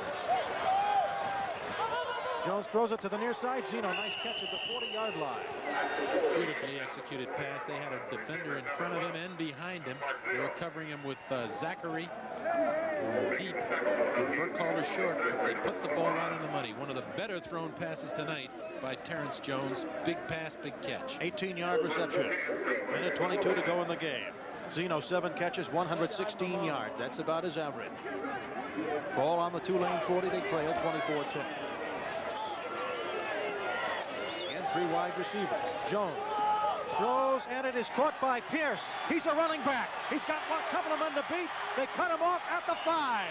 A saving tackle by Zachary. Otherwise, he'd have cut that lead. Pierce came out of the slot position, the sophomore from Mobile, Alabama, at 5'8", 198, 4'6" for the 40, and he put it up right in the middle. Beautifully thrown again by Jones, who's hanging in there. It's been a tough night for Terrence, but he shows his class by delivering the ball here under pressure, and Michael Pierce made the play. 54-yard big gainer. The ball at the 6. It is 1st and goal. 2 receptions tonight for Pierce, 58 yards, 54 coming on that. And there's a man down for Washington. We will not identify him unless we know who it is for sure. A minute 12 left in this game. Well, you know, they're down by 14 points. They've been covering the wide receivers, Zeno and McIntosh and Nelson, very tough tonight. And that time, Pierce, coming from the slot position, the tailback, made the catch in the seam, got up in the middle and almost broke it, took the ball down to the 6-yard line.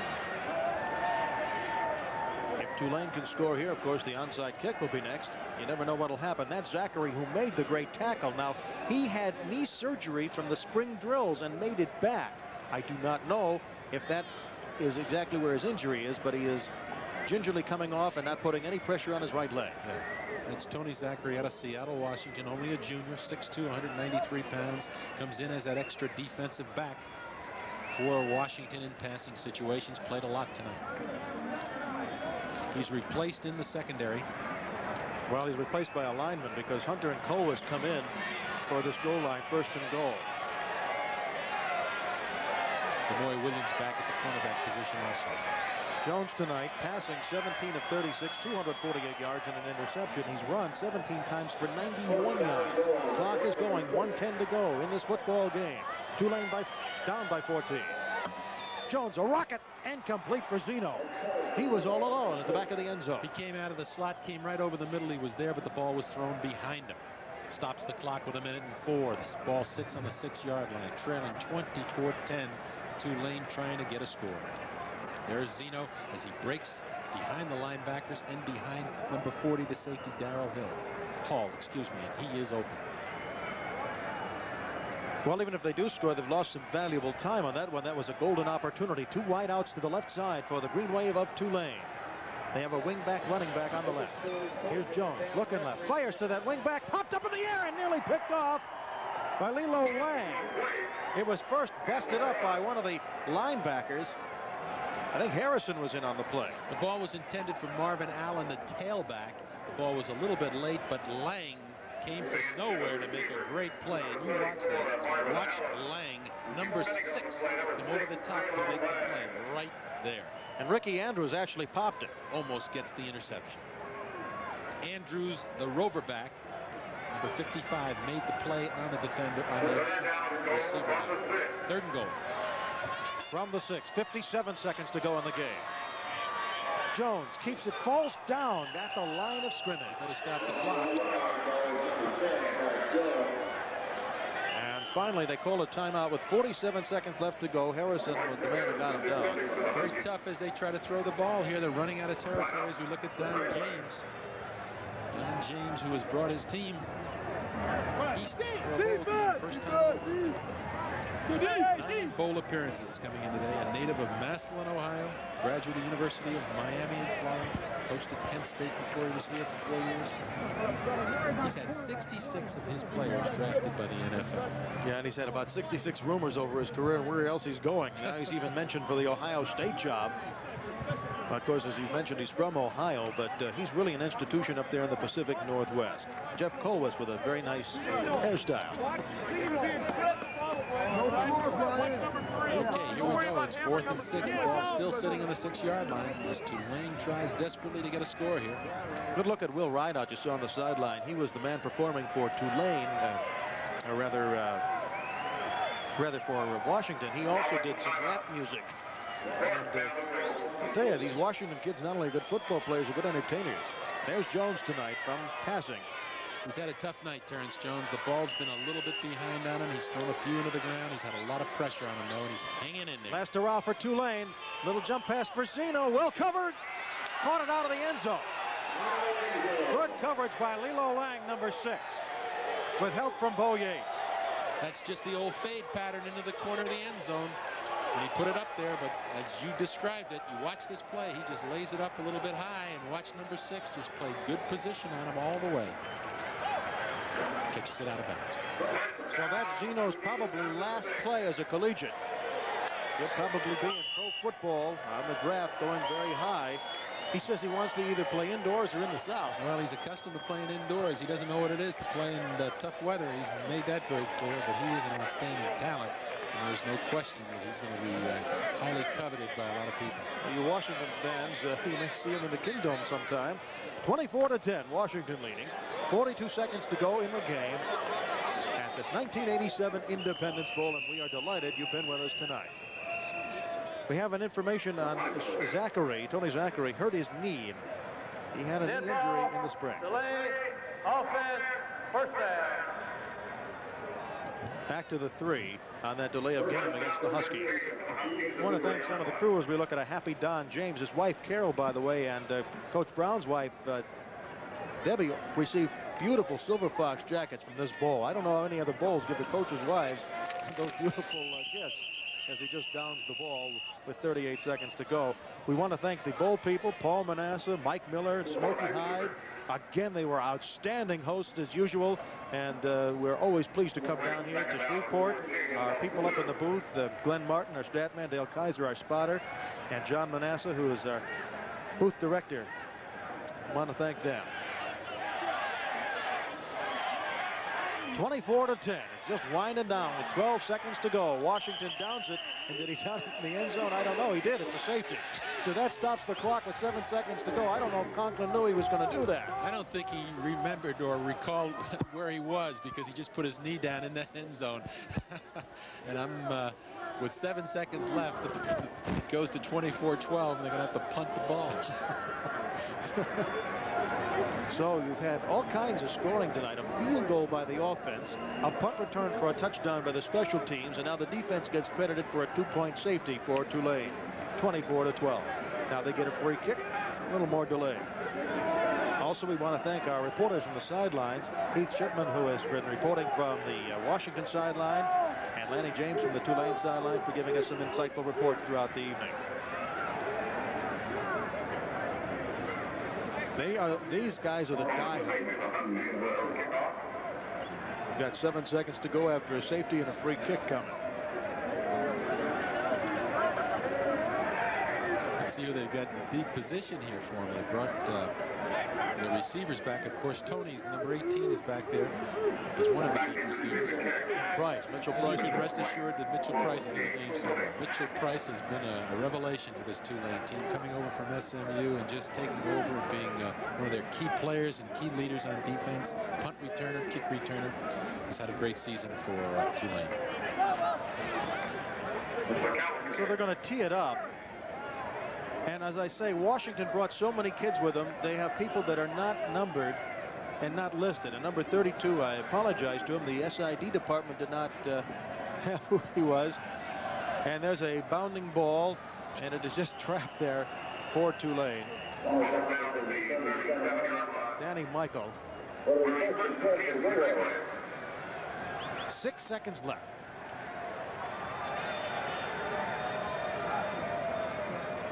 Put the ball up one more time. You made a statement that wasn't true. You said that was Zeno's last pass reception. He may catch one more now. He may. Under these circumstances with 6 seconds left. Let's see if he's in the ball game. McIntosh is in there. You see, if they didn't get a safety, they'd had to punt. That would have eaten the clock. That's right. So here we go. 24-12, 6 seconds. The ball sits on their own 37-yard line. By the way, a very, very well-known name is in this game tonight. He didn't play. Eric Dickerson. The Eric Dickerson, not the running back for the Indianapolis Colts, but number 4 on Tulane. He's a running back. Eric Dickerson's a fullback. He's a junior out of New Orleans, 6'2", 208, and his name is Eric Dickerson. And McCarthy was recruiting him for Southern Methodist. He says, I got another Eric Dickerson, and they said, he runs like him? No, he isn't. 24-12, Washington on top. Tulane's last hurrah with 6 seconds to go. I thought it was the last hurrah before that safety. Back to pass is Jones. Throws it all the way as far as he can. Only white shirts are there, and it's batted down. This game is over. The 1987 Independence Bowl game from Shreveport has concluded. The Washington Huskies have defeated the Green Wave of Tulane by the score of 24-12. Stay with us. We'll be back to wrap it up.